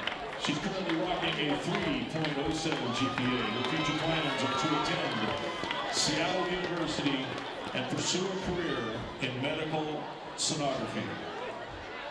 Her favorite memory, cheering at home games alongside my best friend, Liliana. Ladies and gentlemen, that's Alexis. And our final senior tonight, she may be last year programs, folks, but she's definitely #1 in our hearts and in the heart of her grandpa sitting up here. Put your hands together for Miss Peyton Marchi.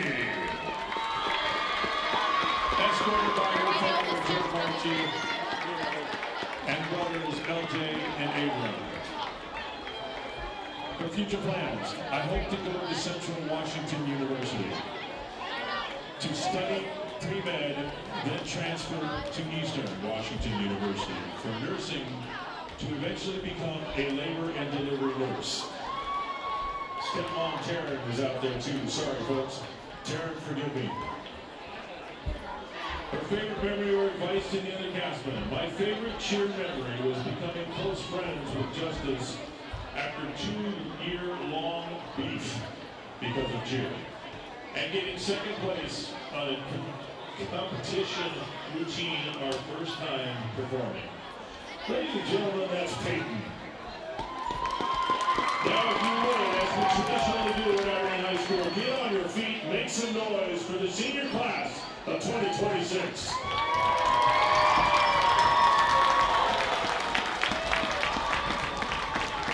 And while they're taking pictures, be prepared for the high-stepping antics of Aberdeen's very own high-stepping marching band.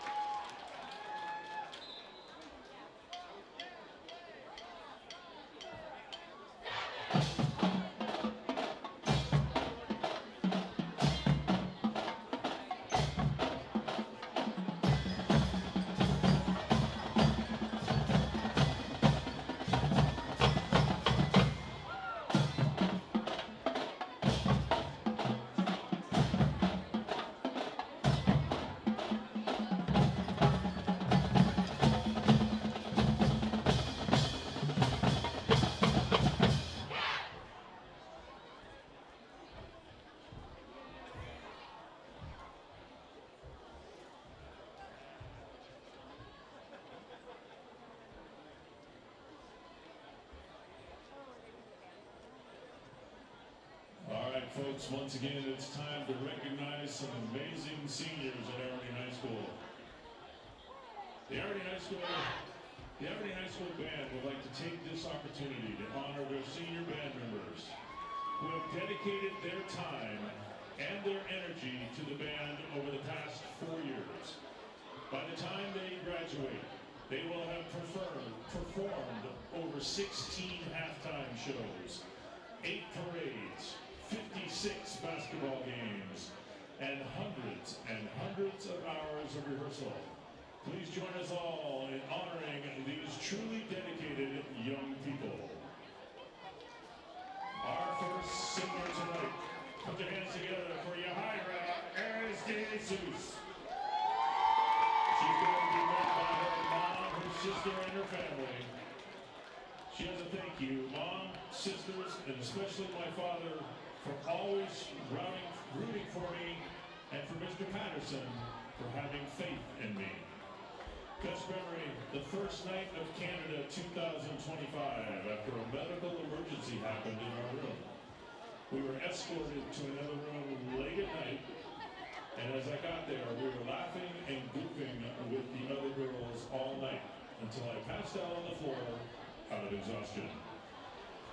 For future plans, to go to college to become a veterinarian, or to become a flight attendant to travel the world. Ladies and gentlemen, that's Yahaira. Our next senior, put your hands together for Tenino Salazar. Escorted by mom, dad, little sister, and Mimi. She has a big thank you. I would like to thank Yahaira for asking me to join band with her my freshman year. I would also like to thank band for making me smile. I would sometimes have a really bad day, but being in band practice always cheered me up. Best memory, my favorite memory with the band was every single moment, because if I had to think about my absolute favorite band moment, then we would be here a long time. Future plans, she plans to become an elementary school teacher. Ladies and gentlemen, that's Anas. All right, now take your hands, make some noise for Tomas Kunak. Escorted by Jamie and David Quinn. Tomas is our exchange student from Slovakia. He has been planning on going home and changing the world. Ladies and gentlemen, that's Tomas. Our next senior, put your hands together for Logan Howard. Escorted by mom, Angel, dad Carl, and sister Kaita. Big thank you to Toby Patterson for being an inspiration and offering me drum lessons. Best memory, riding the ferry to Canada for the first time. My future plans are go to Eastern Washington University to get a degree in cybersecurity. Ladies and gentlemen, that's Logan.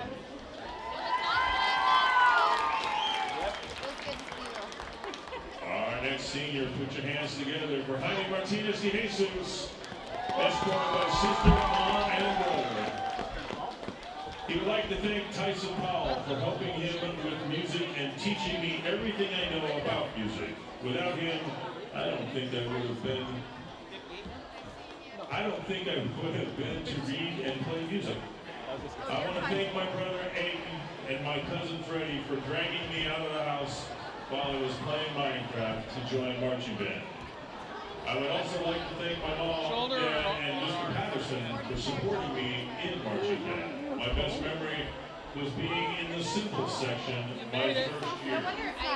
Plans for the future, I want to go to college, but don't know which one. All I really know is I want to teach post-secondary math and maybe coach a high school tennis team. Ladies and gentlemen, that's Jaime. All right, next senior, put your hands together for Lila Erickson.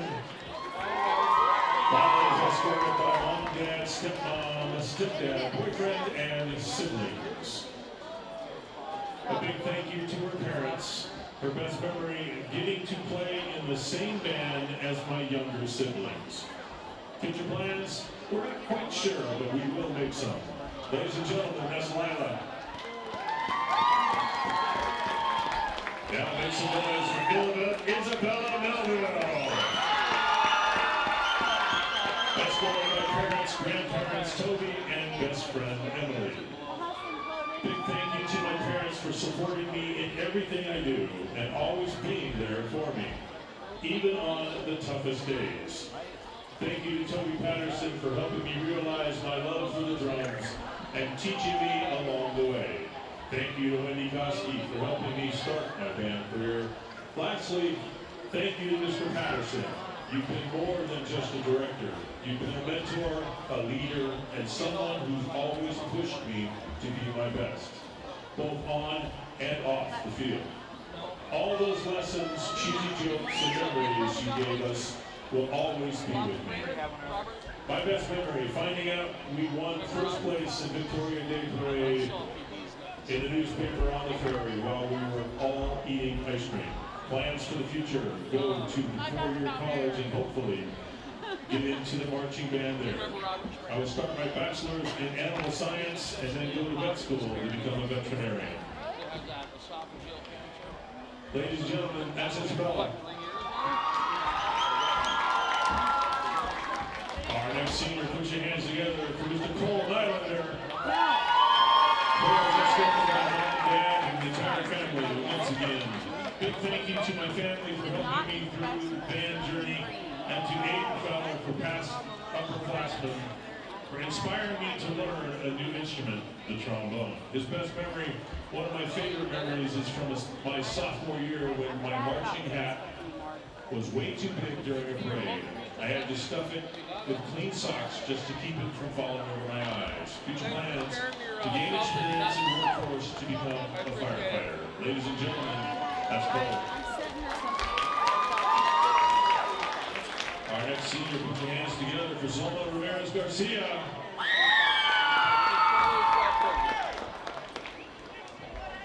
Escorted by mom, dad, sisters, and brothers. Big thank you. I'd like to thank my family and my friends for supporting me, and grateful to Mr. Patterson for his guidance and support in musical journey through high school. And I'm thankful for all my band buddies. My best memory, my favorite memory, was going to Olympia High School and performing in their auditorium, and also laughing with friends in practice. His future plans are to attend college with the goal of pursuing a career in law enforcement. Ladies and gentlemen, that's all. Our next senior, put your hands together for Cole Revel. Cole is escorted by mom, dad, brothers, Cooper, grandma, and grandpa. Big thank you to Mr. Patterson in the trombone section for helping me learn to play the trombone. Best memory, first time actually finishing a song with the trombone. Future plans are to go to college to get a degree in economics. Ladies and gentlemen, that's Cole. Our next senior is Kamakani Romero Duran, escorted by mom, stepmom, grandma, mom, Clyde, and Madison. Big thank you to Mr. Patterson for being the best high school music teacher, and my parents for always being there for me no matter what. My best memory last year in Canada was Brinley became drum major, and we both cried and hugged it out. Plans for the future to get a bachelor's degree in music, then go to the university to get a bachelor's degree to become a music teacher, and hopefully becoming a well-known jazz musician along the way. Ladies and gentlemen, that's Kamakani. Our next senior, Preston Williams, escorted by mother, father, sister, grandparents, and his girlfriend. Big thanks to parents, including my mother, who tried to find white shoes that match my dimples during a trip to Canada, older sister, and friends. Best memory when I accidentally left my peoples at the school when I was in Victoria, Canada. My future plans, going to college in Seattle. Ladies and gentlemen, that's Preston. And our final senior.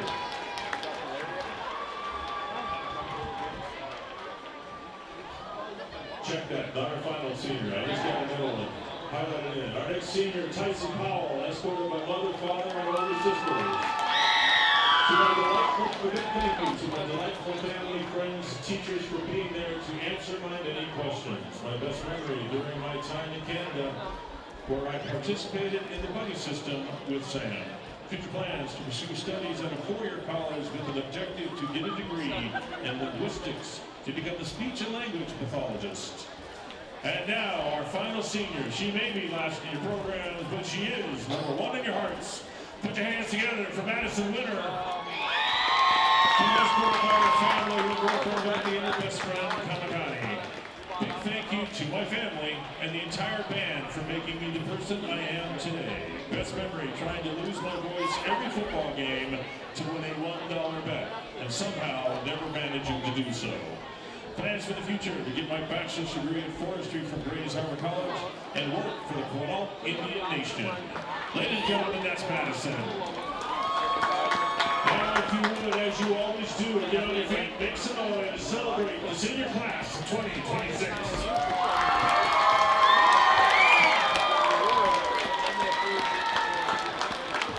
Mr. Hamilton, we got to move him off the field quick.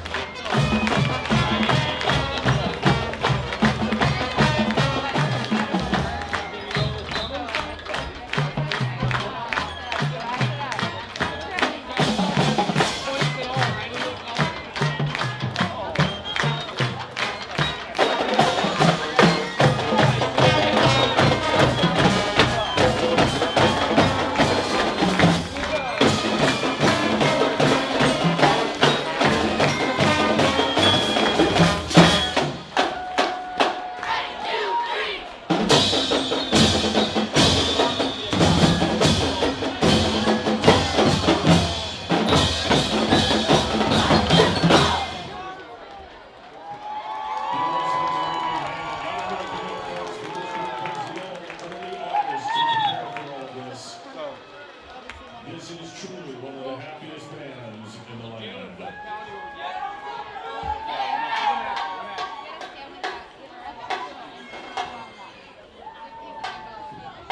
And for those of you that are paying attention, we just celebrated 39 seniors tonight.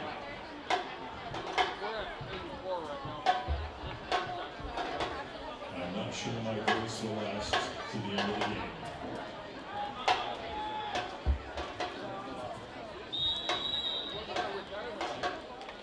Folks, we're going to play some football. As Mr. Espinosa is going to tee it up. Aberdeen's going to drop three. Going to go with the onside kick.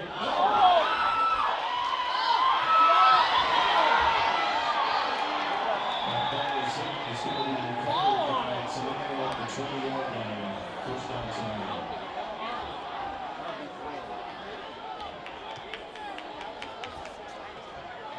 going to be at midfield, but then it started getting bobbled by both teams, pushed all the way back downfield, and it's down at the 20-yard line where it will be a first down and 10 yards to go for the Tenino Beavers. So Just wild. for Tenino, yay, we got the ball, but darn, we got to go 80 yards. Riley Wixon burst through the line. It looked like he was going to score, but he just couldn't come up with the handle of it, and he ended up booting it halfway down the field before finally falling over it. And then Tenino recovered it for the weirdest onside kick recovery you'll ever see. Now, Daniel, that looked like the ball was not going to go the required 10 yards. It was starting to slow its roll, and Riley Wixon came running up to try to take it on the hop, but could not put it away. I think it probably eventually would have gone those 10 yards, but Riley was kind of in no man's land there. He had moved up over the 50-yard line and had the ball coming right at him. He really had no choice but to try to pick it up because it was going to touch him, and as soon as it touches him, that's a live ball, whether it goes 10 yards or not. So Riley's aggressiveness kind of comes back to bite the Bobcats as far as giving possession to the Beavers, but then his aggressiveness, his momentum was moving forward, and he was able to boot the ball 30 yards downfield and save some field position. So the Beavers will take over on their own 20-yard line, and it's going to be Michael Lanning carrying it, angling off right side. He's got the 25-yard line, goes upended at the 29, and dives out to about the 30-yard line, and pick up of about 10 yards on the run for Michael Lanning on his first run of the game. A bizarre start to the first half, and then Tenino able to pick up. We can see if they're going to move the sticks. They are. They do give Lanning a 10-yard run up to the 30-yard line. Colin Hyatt with the tackle out there, and Wixon was running like a bat out of hell trying to make up for that misplay, but couldn't quite catch up to him until after the first down. Well, we talked about Luke Martin's aggressiveness, and saw Riley Wixon's aggressiveness there. Well, you really can't fault him for going after the ball. Didn't really have much choice. There's a handoff. Lanning taking it, tries the left side this time. Nice hit right across the line of scrimmage, and up to make the hit, Riley Wixon. Yeah, he's going to end up with a ton of tackles. I wish I would have been starting out with him at the beginning of this game. Maybe I'll just keep track of his second half tackles, and especially after that onside kick, I bet he has a ton.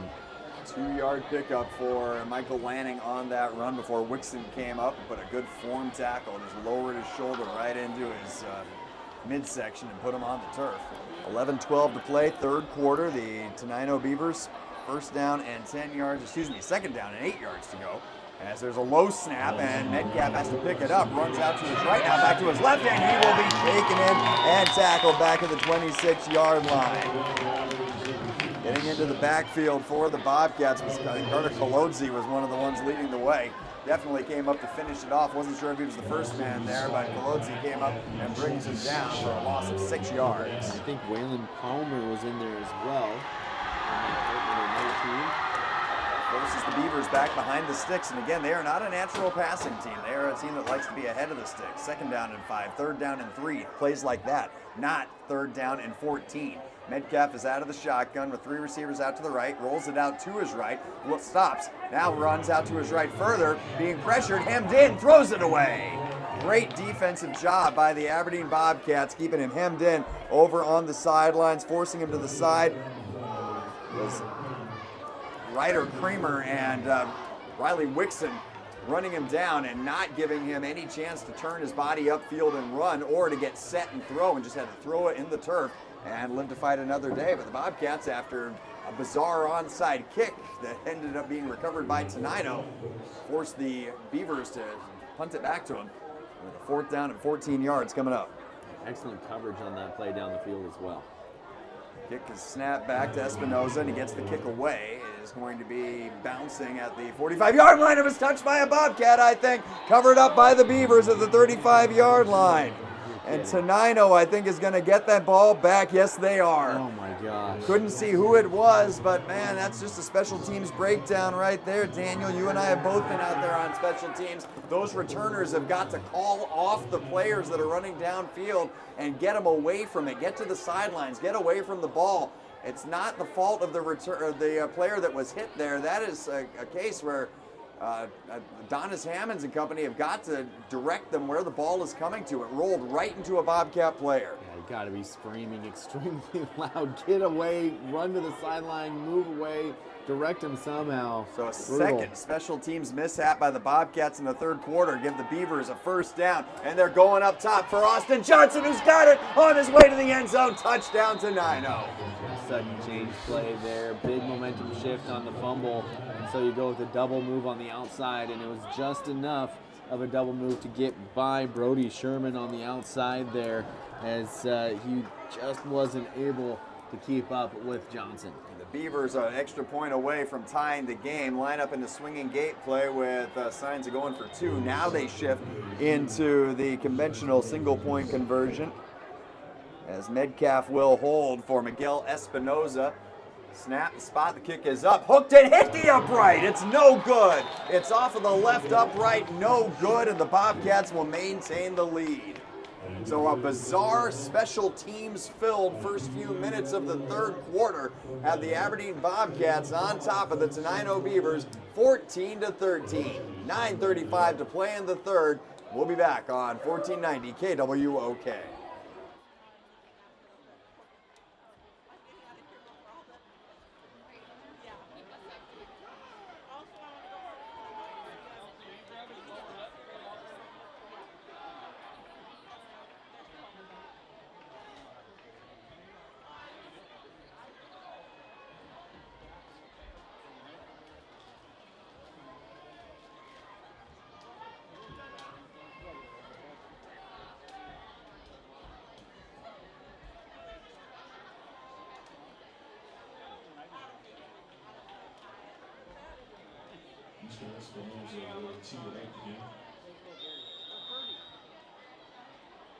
Onside kick, kinda, and now another fake one. Anyway, it all then turned to a punt that was touched by an Aberdeen player, recovered by Tenino. They scored in one play on a 34-yard touchdown pass to Johnson.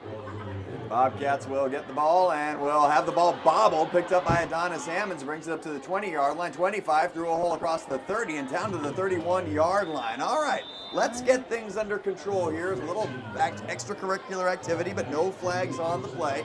So the Bobcat special teams, Daniel, not great. No, they almost start off. They almost messed up that one too, because it was actually Colin Hyatt who caught that one, but Adonis was running backwards and tried to over-the-shoulder one-handed catch a kick. Like, that's not how you catch a kickoff. Well, the ball to the 31-yard line. So the Bobcats, who still lead 14-13, can get back into this. Mason Hill's back to pass, throws near side, over-the-shoulder catch made out across the 35-yard line. Adonis Hammonds making his first catch of the game. Picks up about 5 yards on the play, short gainer. Beautiful catch, nice throw on a little out route. Nice to see Adonis get more action in this second half. Such a talented player in open space. Second down and 4 yards to go after the 6-yard reception. Bobcats will have it moving left to right. Ball at the 36-yard line. Two running backs, one off of either hip of Mason Hill, the junior quarterback. Hands extended, and here comes the snap back to him, and a handoff. This is going to be Micah Schroeder over the right side. He's across the 40, hurdles the man to the 45, driving forward, up close to midfield, and down to the first down run, and a pickup of 11 yards. Just such a combination of speed and power. As he gets to the edge, turns it upfield, jukes a guy, jumps over another, and then as he's landing, lowers his shoulder and back into a tackler to make sure that he falls forward yet again. First down and 10 for the Bobcats up at the 48-yard line. A bizarre sequence of events has them leading only by 1 point, but leading nonetheless. Two receivers off to the left-hand side, two running backs in the backfield with Mason Hill, and it's going to be a fake throw to Micah Schroeder and a sling over the middle and a catch made across the 45 and down into Tenino territory. To the 43-yard line goes Adonis Hammond with his second catch of the game, and second catch of the drive, and a 9-yard pickup. A nice job there by Adonis, trusting that if he's getting a throw over the middle in traffic, his quarterback's going to put him in a good spot. He had a nice little bubble to work with to make that catch and dive forward. 6 minutes, 21 seconds remaining in the third quarter. 14-13, Bobcats leading Tenino here in this Week 9 matchup. Mason Hill out of the shotgun, hands it off. Riley Wixon, stop and start running, and Riley picks up the first down across the 40, driving forward across the 40 and down to the 39-yard line. Pick up only a 4 yards, but man, that was an effort for. Yeah, absolutely. He had to sidestep someone diving out his legs right when he took the handoff, juked him, powered forward to pick up the first down. Excellent job there by Riley to make something of that play when it looked like it could have got blown up in the backfield. Ball down to the 38-yard line. It'll be first down and 10 yards to go for the Cats. Two receivers will split out to the left-hand side. That's Sammy Schreiber and Adonis Hammonds. Two running backs, Riley Wixon and Micah Schroeder in the backfield. And they're going to give it to Micah, who fumbles the football and dives on top of it. Oh, man. Nearly disaster, as Micah never really got the handoff from Mason Hill out of the shotgun. And he's able to kick the ball forward and picks up maybe a yard. Actually, they'll say no gain on the play. But he did get it back and averts disaster. That one was close, too. As he's falling on it, Tenino players start diving all around him to try and scrape that one out of the pile. Just able to keep that. And that would have been the third turnover in about 5 minutes. They'll line Micah up as a wing to the left side this time. Riley Wixon, the single back. They're going to put Adonis Hammonds in motion through the formation. Here comes the snap back and a double handoff. Give it to Micah. Defense stayed home beautifully, though. And there to bring him down for the Tenino Beavers, it was one of their junior backers, Mason Thompson, staying home and hitting Schroeder down for a loss of a yard on the play. That play found a lot of success the first time they ran it, but the last two times have not gone well. That time losing a yard, as Tenino seemed to have that one sniffed out, pushing some players into the backfield. Third down and 11 yards to go. The ball is at the Beaver 39-yard line as Mason Hill out of the shotgun. Three receivers off to the left-hand side. Riley Wixon, the single setback. Snap back to Mason. Throws to the far side. This ball is going to be caught, trying to break free, cutting back into the middle of the field, spinning down across the 35 and down to the 32-yard line. It was Adonis Hammonds making the reception again. He's going to be short of the first down, but was able to work his way free and pick up leave them now just 4 yards shy of the first down. It'll be 4th and 4, and you know the Bobcats are going to go. Absolutely. Nice quick feed out there by Adonis. Created some separation on his little out route and then cut himself upfield, able to pick up an extra couple to make this a little easier. Bobcats need the 28 for the first down. Mason Hill's out of the shotgun. Two running backs in there with them. Give it to Micah Schroeder, taking it up the middle. Nothing doing. Stuffed right in the middle, and Miguel Espinoza leads the way. The senior backer stun it in and hits Micah Schroeder down for a loss of a yard, and the Beavers will get the ball back with 5:43 to play in the third quarter. Oh man, Micah takes that ball and he's hit by two players right away. Not sure the assignments on that one. All I know is that generally when you're running the ball to the right side, you don't want two players to hit you as soon as you get it right the direction that you're going. Well, we got Michael Lanning in there at running back. Receivers off to either side. Parker Minerich, the junior fullback, is lined up as a wing. Tight end goes in motion through the formation as Tenino will take over, trailing 14-13. Another low snap, handed off to Michael Lanning, and he goes in the middle of the field and is grabbed around the waist and tackled immediately. Glennie Black up to make the tackle for the Bobcats. Ryder Creamer was also there.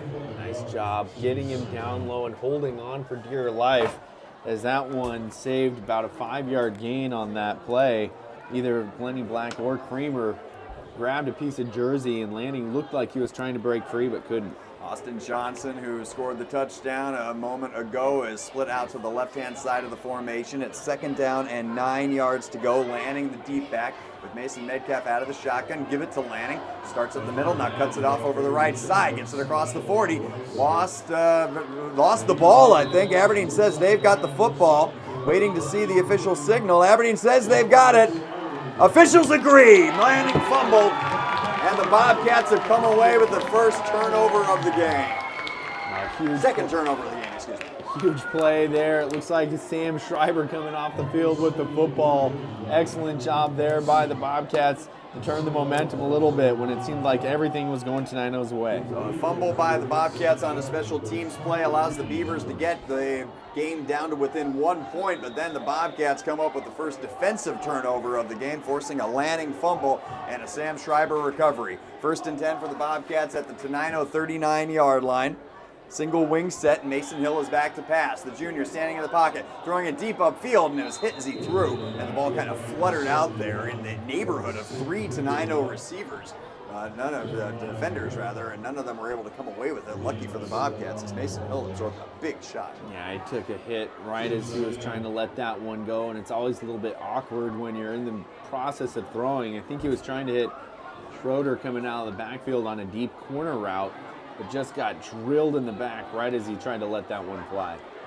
2nd down and 10 yards to go for the Bobcats. Single wing set again with Riley Wixon, the single set back ball at the 39-yard line. Snap back to Mason Hill, and he's going to flip it on an end around. This is Hammonds throwing upfield. Got a man coming open. It's caught at the 20-yard line, and out of bounds goes Micah Schroeder across the 15 and down to the 16-yard line. I'll say short of the 15 and to the 16-yard line, a pickup of 23 yards. I believe that was Colin Hyatt who made the throw on that play. Call.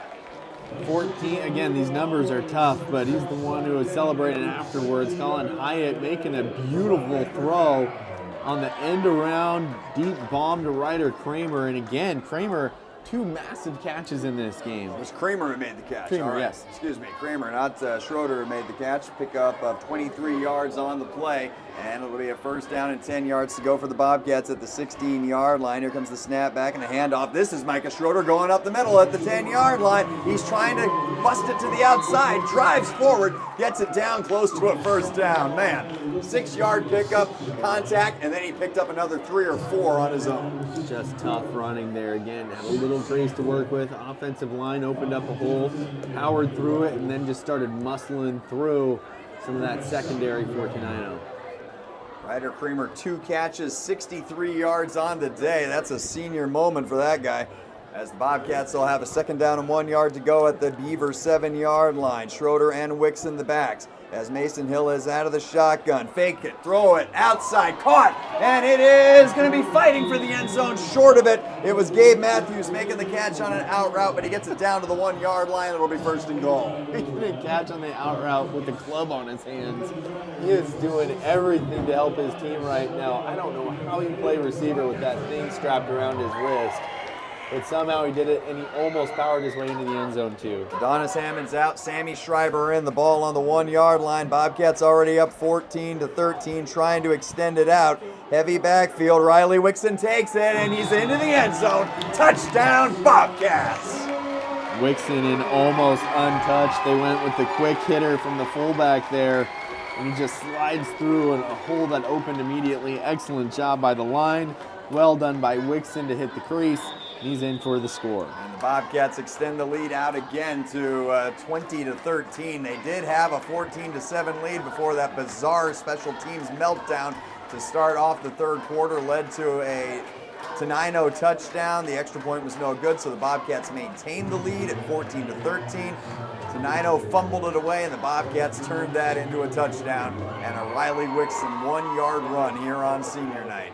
5:37 to play in the 3rd quarter. Gabe Matthews, who had that catch to set up the touchdown, getting it down to the 1-yard line. Mason Hill will put it down. The Matthews kick is up, and the Matthews kick is good. And with 5:37 to play in the 3rd, the Bobcats up again, 21-13. And we'll be back on 1490 KWOK.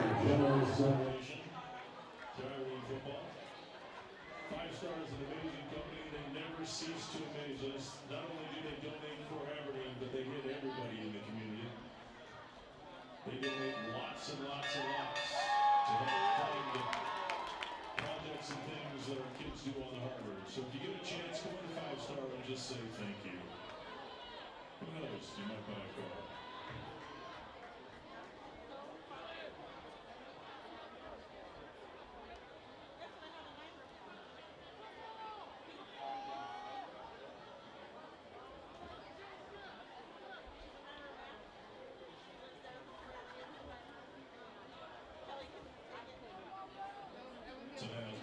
Ends up pounding it in for the 1-yard touchdown run. Extra point by Matthews is good. 21-13 is the score. Bobcats lead with 3:37 left here in the 3rd quarter. Gabe Matthews, who helped set up that touchdown with a 7-yard reception, will kick away. Again, playing with a huge pink cast over his left hand. Still has made 2 catches on the day. Continuing his dream season as he plants the left, swings the right, and is going to bounce, roll, and go out of bounds to give Tenino some decent field position with the procedure penalty. can't kick the ball out of bounds. That gives the team first down. Spot of the ball varies from college to pro to high school. I think it's up at around the 35-yard line is where they place it. The team does have the option of making the offending team, the kicking team, kick again. The Bobcats are leaving their defense out there. Looks like the Beavers are going to accept the penalty, and they will start off first down at 10 yards to go at their own 35-yard line, trailing 21-13 with 5 minutes and 37 seconds to play in the third quarter. Michael Lanning is, by the looks of it, in there. I believe that is Lanning in there at the running back position. Snap back and a handoff. Running back taking it, caught in the line at the line of scrimmage and pushed back. It was Espinoza actually who was in there at running back, and Glennie Black came up to make the tackle along with Luke Martin again. Excellent job again by this secondary for the Bobcats. Sam Schreiber also in there on the tackle. Just flying to the football. About a half-yard gain for Espinoza on that run.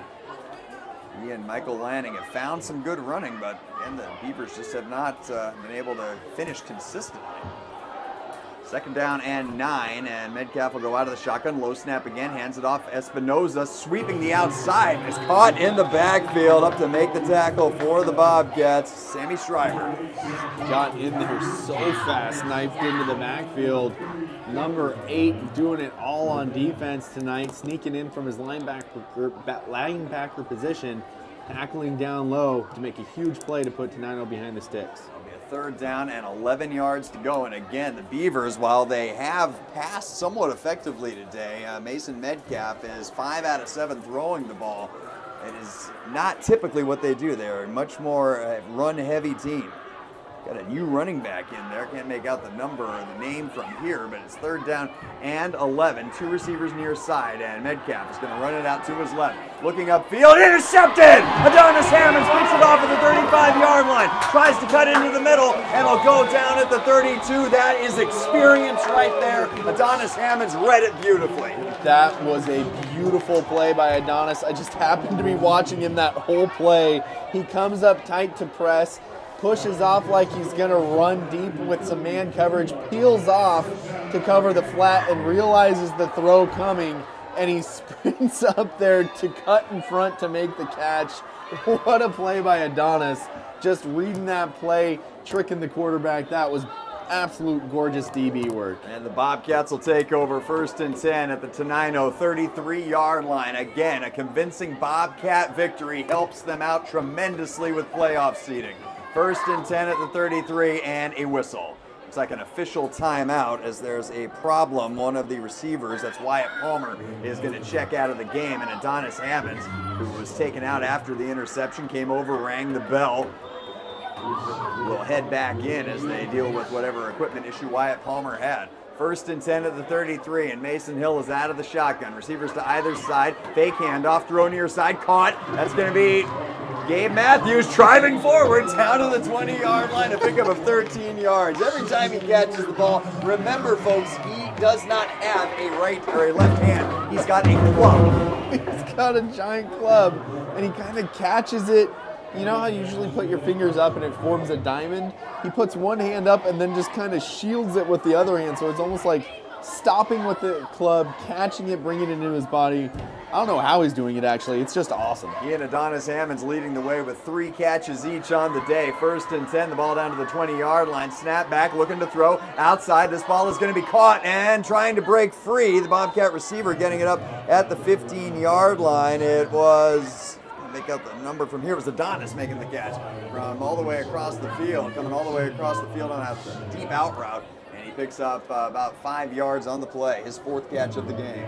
He does a great job running that little out route. So quick, he's so fast that you have to be prepared for him to run deep, and he does a good job of getting the defender to start moving backwards and start to turn their hips, and then he cuts it off and runs to the outside. Ball to the 15-yard line. Bobcats with 2 running backs off of the hips of Mason Hill, one to either side. Zwickson and Schroeder. Handed off Micah. Almost lost it, but keeps his head about himself. Drives forward across the 5 and down to the 4-yard line. The ball popped up in the air. He stops, floats, gathers it in, and then just explodes forward as soon as he grabbed the football, powering forward for a nice gain. Mason Hill handing the ball off out of the shotgun. Micah Schroeder is so fast that he is through and past Mason Hill as he's trying to get it there. First down and goal to go for the Bobcats at the 4-yard line. Gabe Matthews checks out to the left-hand side. Ryder Creamer in there at tight end to the near side. Heavy set, and they're going to hand it off. Micah Schroeder over the right side. End zone touchdown. Bobcats, his third score of the game. Great blocking on this one, pushing to the right side, creating just enough space for him to then make his own hole, pushing through in between a couple of his offensive linemen, blasted through for the hat trick. Bobcats open it up. They're now up 27-13 as two fumbles or two turnovers, a fumble and an interception here in the second half. Have the Bobcats comfortably out in front now. Well, not comfortably, maybe up by 2 scores, so 27-13. Gabe Matthews' extra point is up, just barely got it up, and it is no good. Did not have enough on it. So another special teams issue for the Bobcats, but the 6 points on the scoreboard, courtesy of number 6, Micah Schroeder, will more than make up for that. 27-13, Bobcats on top after the 4-yard Micah Schroeder touchdown run. We'll be back on 1490 KWOK. And once again, a good thank you shout out to the 5-star dealerships. Another donation to the program.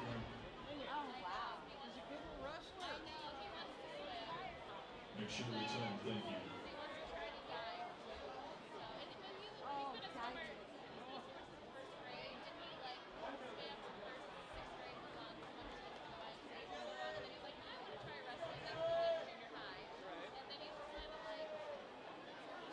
Matthew's going to tee it up again. Tenino's going to drop 2. Austin Johnson and Michael Lang. Well, 4 plays after the wonderful pick by Adonis Hammonds, they punch it in with a 4-yard touchdown run by Micah Schroeder. The extra point is no good, however. They lead 27-13. Another little chip kick that will roll out of bounds as Gabe Matthews, he knows Michael Lanning and Austin Johnson are fleet-footed returners. He's keeping it well away from them. The Bobcats are more than willing to just surrender the ball at the 35-yard line rather than let Lanning and Johnson have a chance to bring it back. Yeah, it seems like they're okay with the risk of maybe some mishandling on the ball on a pooch kick, but most likely giving it to him at the 35. You don't want to give the ball to those guys in space. I've seen Robert Gates in there from time to time at running back, although the Bobcats have, or rather the Beavers have Lanning in there, and Lanning with a good shifty run. Came over the left side, they cut it back up the middle and gets it out across the 40-yard line for a pickup of 6 yards. Excellent job there by Lanning. Did not look like there was much there, but he busted through some arm tackles.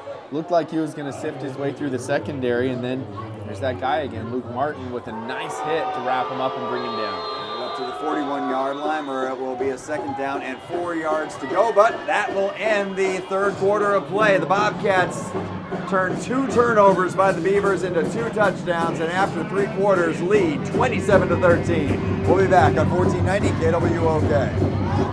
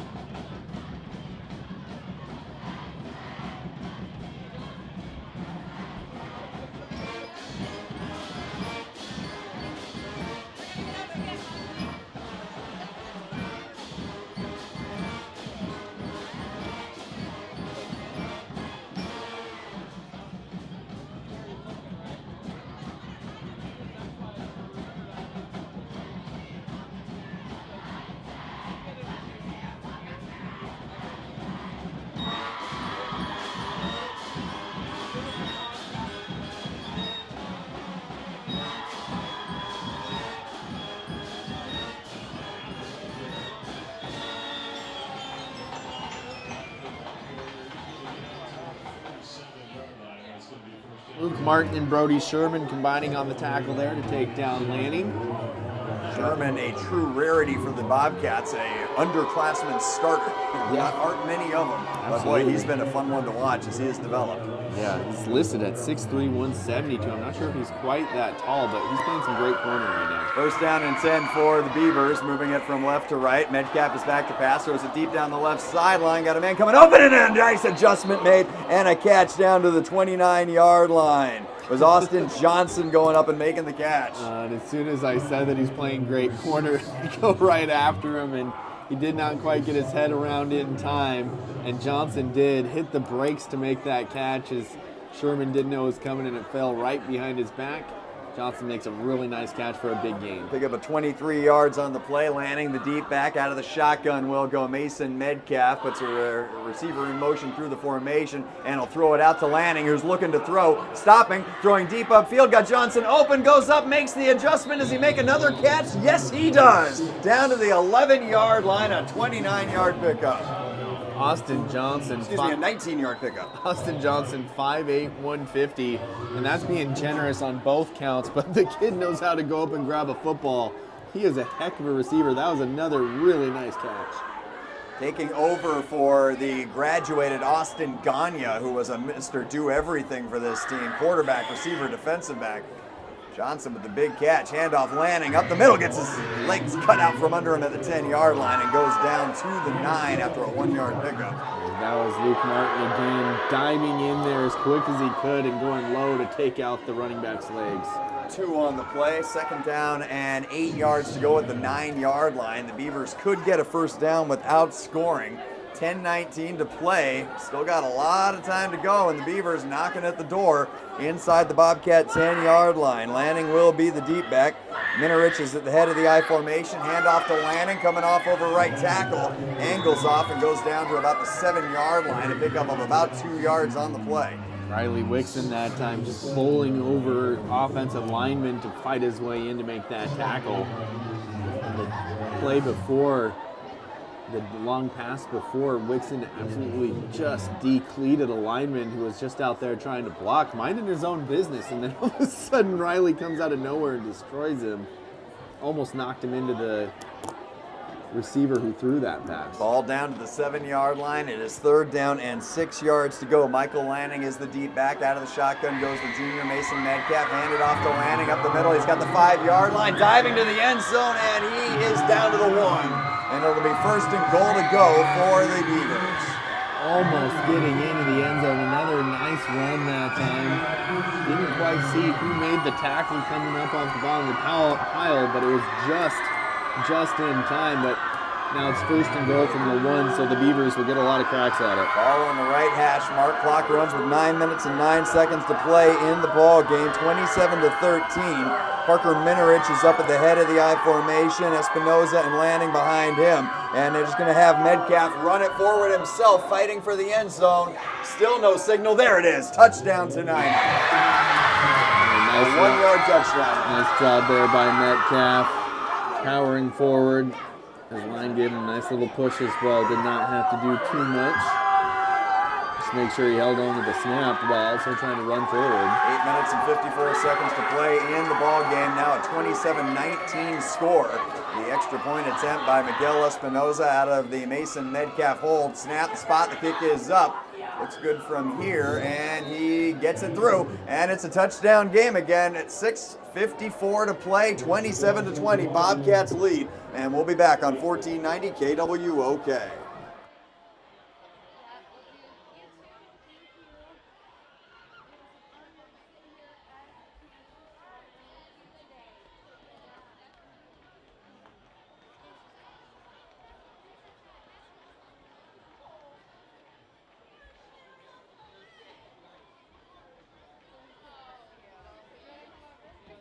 I'm gonna talk shit. You know,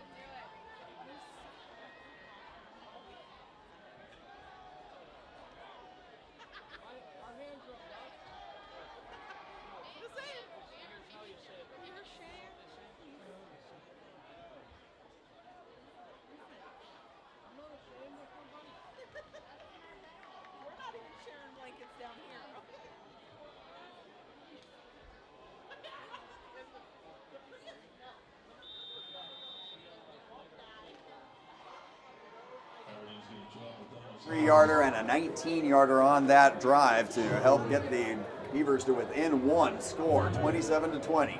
And here's a high kick that Adonis Hammonds will take at the 15-yard line. Brings it up to the 20, 25-yard line to the 30, 35-yard line to the 40, outside to the 45-yard line. Oh, he gets absolutely taken out by Espinoza. It was Wyatt Palmer bringing it back.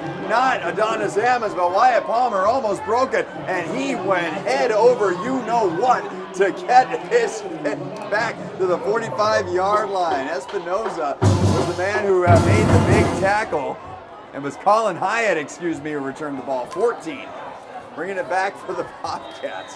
Wow, that was an awesome return, and then holy smokes, the end of that play. Full flip. Chris Carson, remember when Chris Carson did that for the Seahawks? That's right, yeah, and he went into the end zone for it, I believe, if I remember right. Timeout called by Tenino, so while they break, so will we. 1st and 10 to go for the Bobcats at the Beaver 43-yard line. 27-20 your score, 6:47 to play, and we'll be back on 1490 KWOK.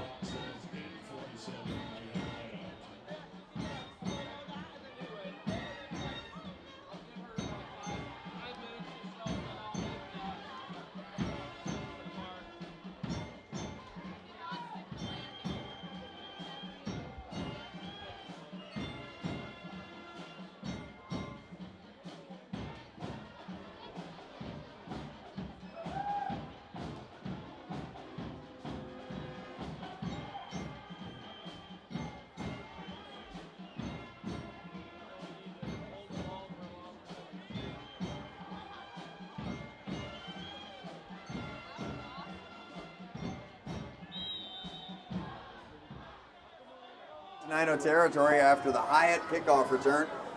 All up to the 43-yard line. A throw over the middle through the hands of Adonis Hammonds, slanting in from the left side and incomplete. Austin Johnson was there. That's really one of the first times, Daniel, that we've really seen Mason Hill off on that delivery as put Adonis in a bad situation there. He had to go high over the middle to try to make that catch. Yeah, if you're throwing it that hard in that area, you really need it to be down into the midsection of the receiver, not over his head. That's a tough play to try and make.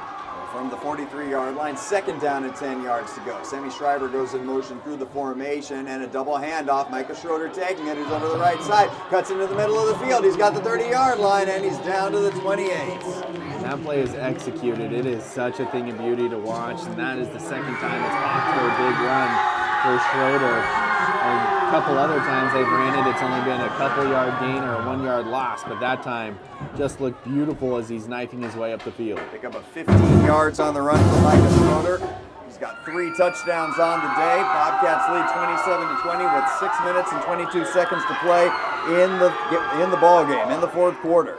Receiver will go in motion through the formation.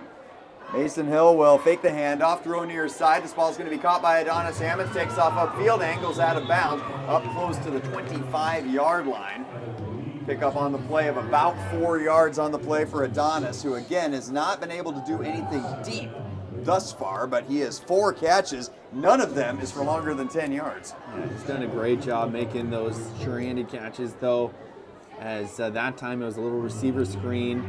Wixon was out there blocking for him as well as Schreiber. They did an excellent job to open up that outside for him to grab a couple yards. Ball down to the 26-yard line after the 4-yard reception. Micah Schroeder in the backfield with Mason Hill. Riley Wixon goes in motion from left to right through the formation.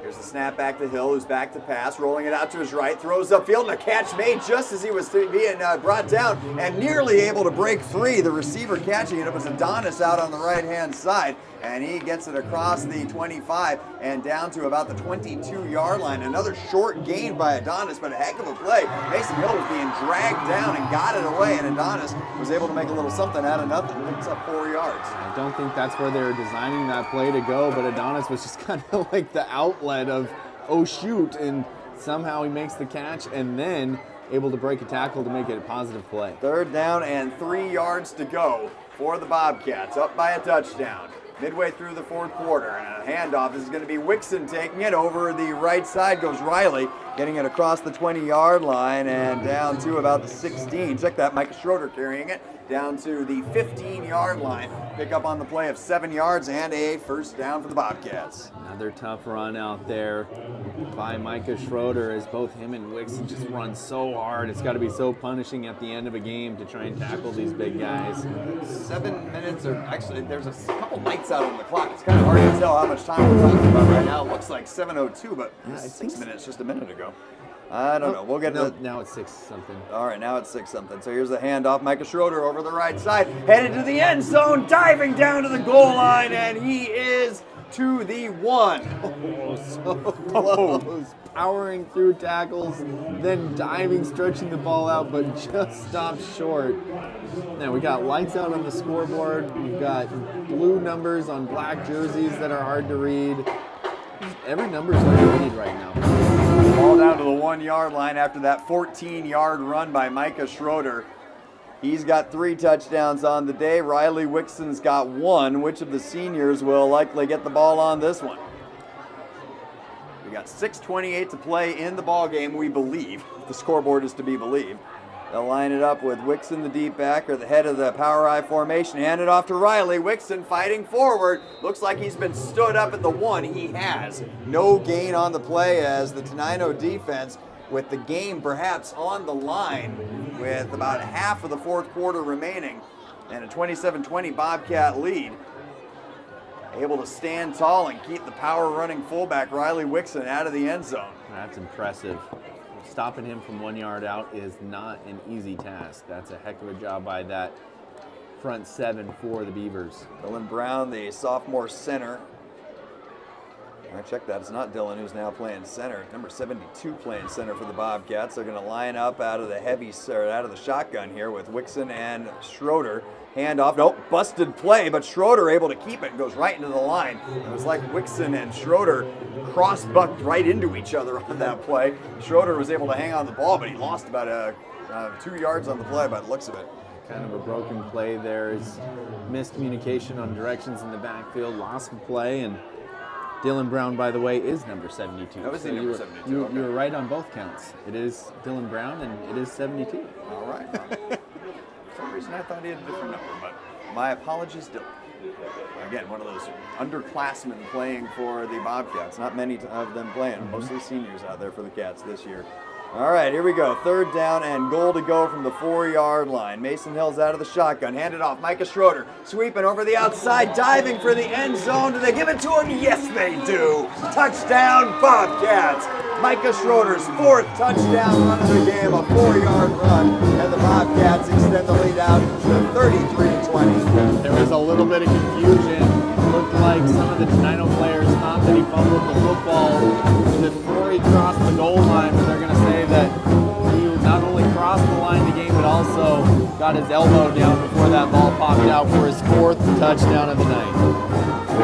Gabe Matthews on for the extra point attempt out of the Mason Hill hold. Another high snap, but he hits it down, and Gabe Matthews puts it up and no good. Missed it wide. 2nd straight miss by Gabe Matthews on the kicks, as maybe the timing thrown off by that bad snap. But the Bobcats up by 2 scores again. It's 33-20 with, we believe, 4:46 to play in the ball game. And we'll be back on 1490 KWOK. Yes, I will go home and tell Kelly that we want to do the 8th so that we can play shoot.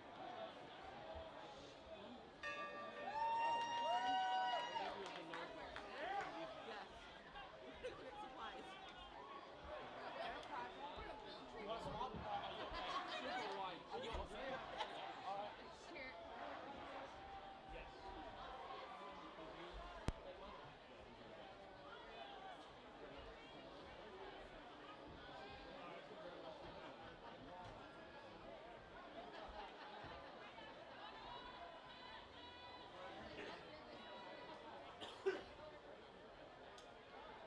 Return by Colin Hyatt. Set him up at the Tenino 43. Takes 9 plays to go those 43 yards. Micah Schroeder punches it in for a 2-yard touchdown run. Extra point no good. Aberdeen leads 33-20 here in the 4th quarter with 4 minutes and 46 seconds remaining. Bobcats will go with a short kick that Michael Lanning will field at the 19-yard line, bobbles it, and takes off to his right across the 20, 25-yard line to the 30, 35-yard line, lowers his shoulder, trucks a player across the 40 and down to the 43-yard line. A hard hit. Just because you're a kick returner doesn't mean you can't go out there and deliver a blow instead of taking one. I mean, Jacob Veach made the tackle, but he paid for it. He held on, but man.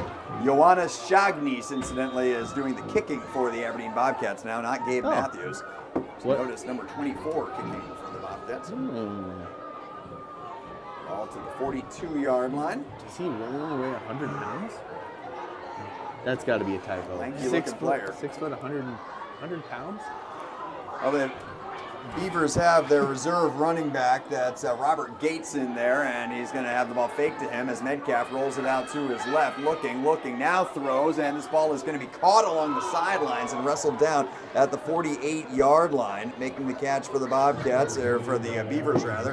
Their tight end coming up to make the catch, working his way free. It was Rafael Ontiveros, sophomore, making the catch, pick up a 14 yards and first down. And Luke Martin with another tackle on the night. I've got him for 9 so far. Metcalf really impressed me on this game. He's been pretty darn accurate for the most part. Fake handoff to Gates, looking back to pass is Metcalf, rolling it out to his right all kinds of time. Now running out, throws it upfield, incomplete. Smart play by Metcalf there, just know that he could throw it into the turf. He had pressure coming behind him. Let's see who it was. Carter Kalutzi is now on the ground, hopefully just cramping. He's tended to by the trainers as they come out there and immediately grab the leg and start stretching it out. I don't care who you are, that hurts. Yep. We are again trying to make sense of the clock. I believe we have 3:56 to go. A few of the bulbs are out, as Daniel said, so it's been hard to tell exactly how much time is left. Injury timeout stops the play momentarily. Carter Kalodzi up and able to make his way off under his own power, but he does have to leave the game for a minute as the trainers will deal with him and get him stretched out. Not what he wanted, as you know. The senior wants to be out there to help be in for the kill. You heard that what Todd Bridge said, that the problem with this team is just being able to finish. They have not been able to do it. Well, they're finishing offensively so far. Let's see if they can finish it out defensively. Put this one to bed with a nice stops here in a couple plays in a row. Handoff. This is going to be Lanning taking it. Lanning tripped up across the first down marker and down to the Bobcat 45-yard line for a pickup of 5 yards. Riley Wixon, another tackle out there. It's 4 in this half alone. Clock runs with, again, difficult to make out how much time is left, but Metcalf is going to hand it off. Lanning sweeping the right side, turning the corner, caught in the line of scrimmage, and brought down. A great defensive play. Micah Schroeder in there at linebacker. They've been spelling him at backer to get him in there on offense, but he comes up with a big defensive play there with the game on the line. Yeah, nice job there, getting to the edge before the running back, coming up and making a hit for a tackle for a loss on the play. Loss of a yard on the play. Second down and 11 upcoming. 33-20, the Bobcats lead. Snap back to Metcalf, who's going to look deep downfield. This ball is up for grabs and caught. What a reception, man. A contested catch all the way and going up and making his second catch. The junior, Zayden Sadler, high pointing the ball. He had a defender grabbing hold of it with him, but Sadler holds on to it and is able to take it down to the Bobcat 27-yard line. The old simultaneous catch there as Brody Sherman had his hands on that ball at the same time. They both took it all the way to the ground, but tie goes to the offense in football on receptions. Pitch out, Lanning over the right side, looking to throw, throws it back to Mason Hill. It's a flea flicker, throwing it upfield. This ball is going to be caught by Austin Johnson at the 10-yard line, trying to cut inside. Now takes it all the way across the field. He's losing yardage, but he's still on his feet to the 25. Now cuts back to his left. He's got 3 Bobcats after him. He has lost a ton of yardage, and it's going to be tackled for a loss of 11 yards. What? Oh, Austin Johnson caught that pass for about a 15-yard pickup and then retreated, kept retreating, and ended up losing about 11 yards on the play. That's about a 26-yard loss. What just happened? First of all, if he would have just kept running the direction that he caught the ball running, he might have made it to the corner. Then he tried to reverse the field, and then he reversed all the way, and then he just started running backwards. And often you see a 15-yard reception result in an 11-yard loss. Throw upfield, intercepted! Bobcats have got it down the sidelines. It's going to be Sherman taking it back. He makes a man miss to the 10, to the 5. Touchdown, Bobcats! That is the killer. And it's the cat interception by Wyatt Palmer. And he takes it back to the end zone. There is a flag on the play, however. And it's coming back. No. It's coming back. Will the interception stand? It's a crackback block against the Bobcats.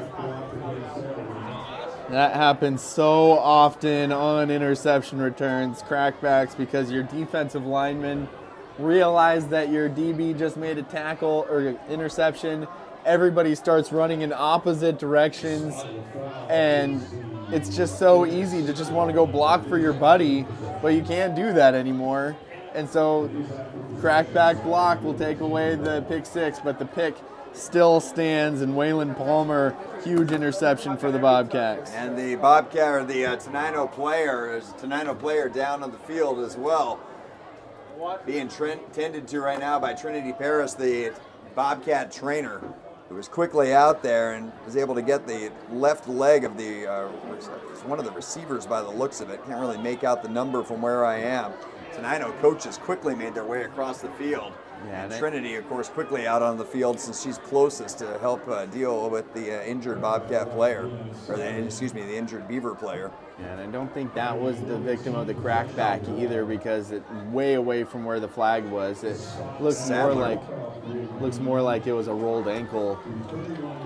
Zayden Sadler, who's made a couple of big receptions, comes up and favoring that left leg as he comes off the field. So the interception will stand. Palmer's interception, which should be the dagger with we believe, a minute 41 to play in the ball game, was momentarily a touchdown, as it looked like it was going to be taken back for about 70 yards.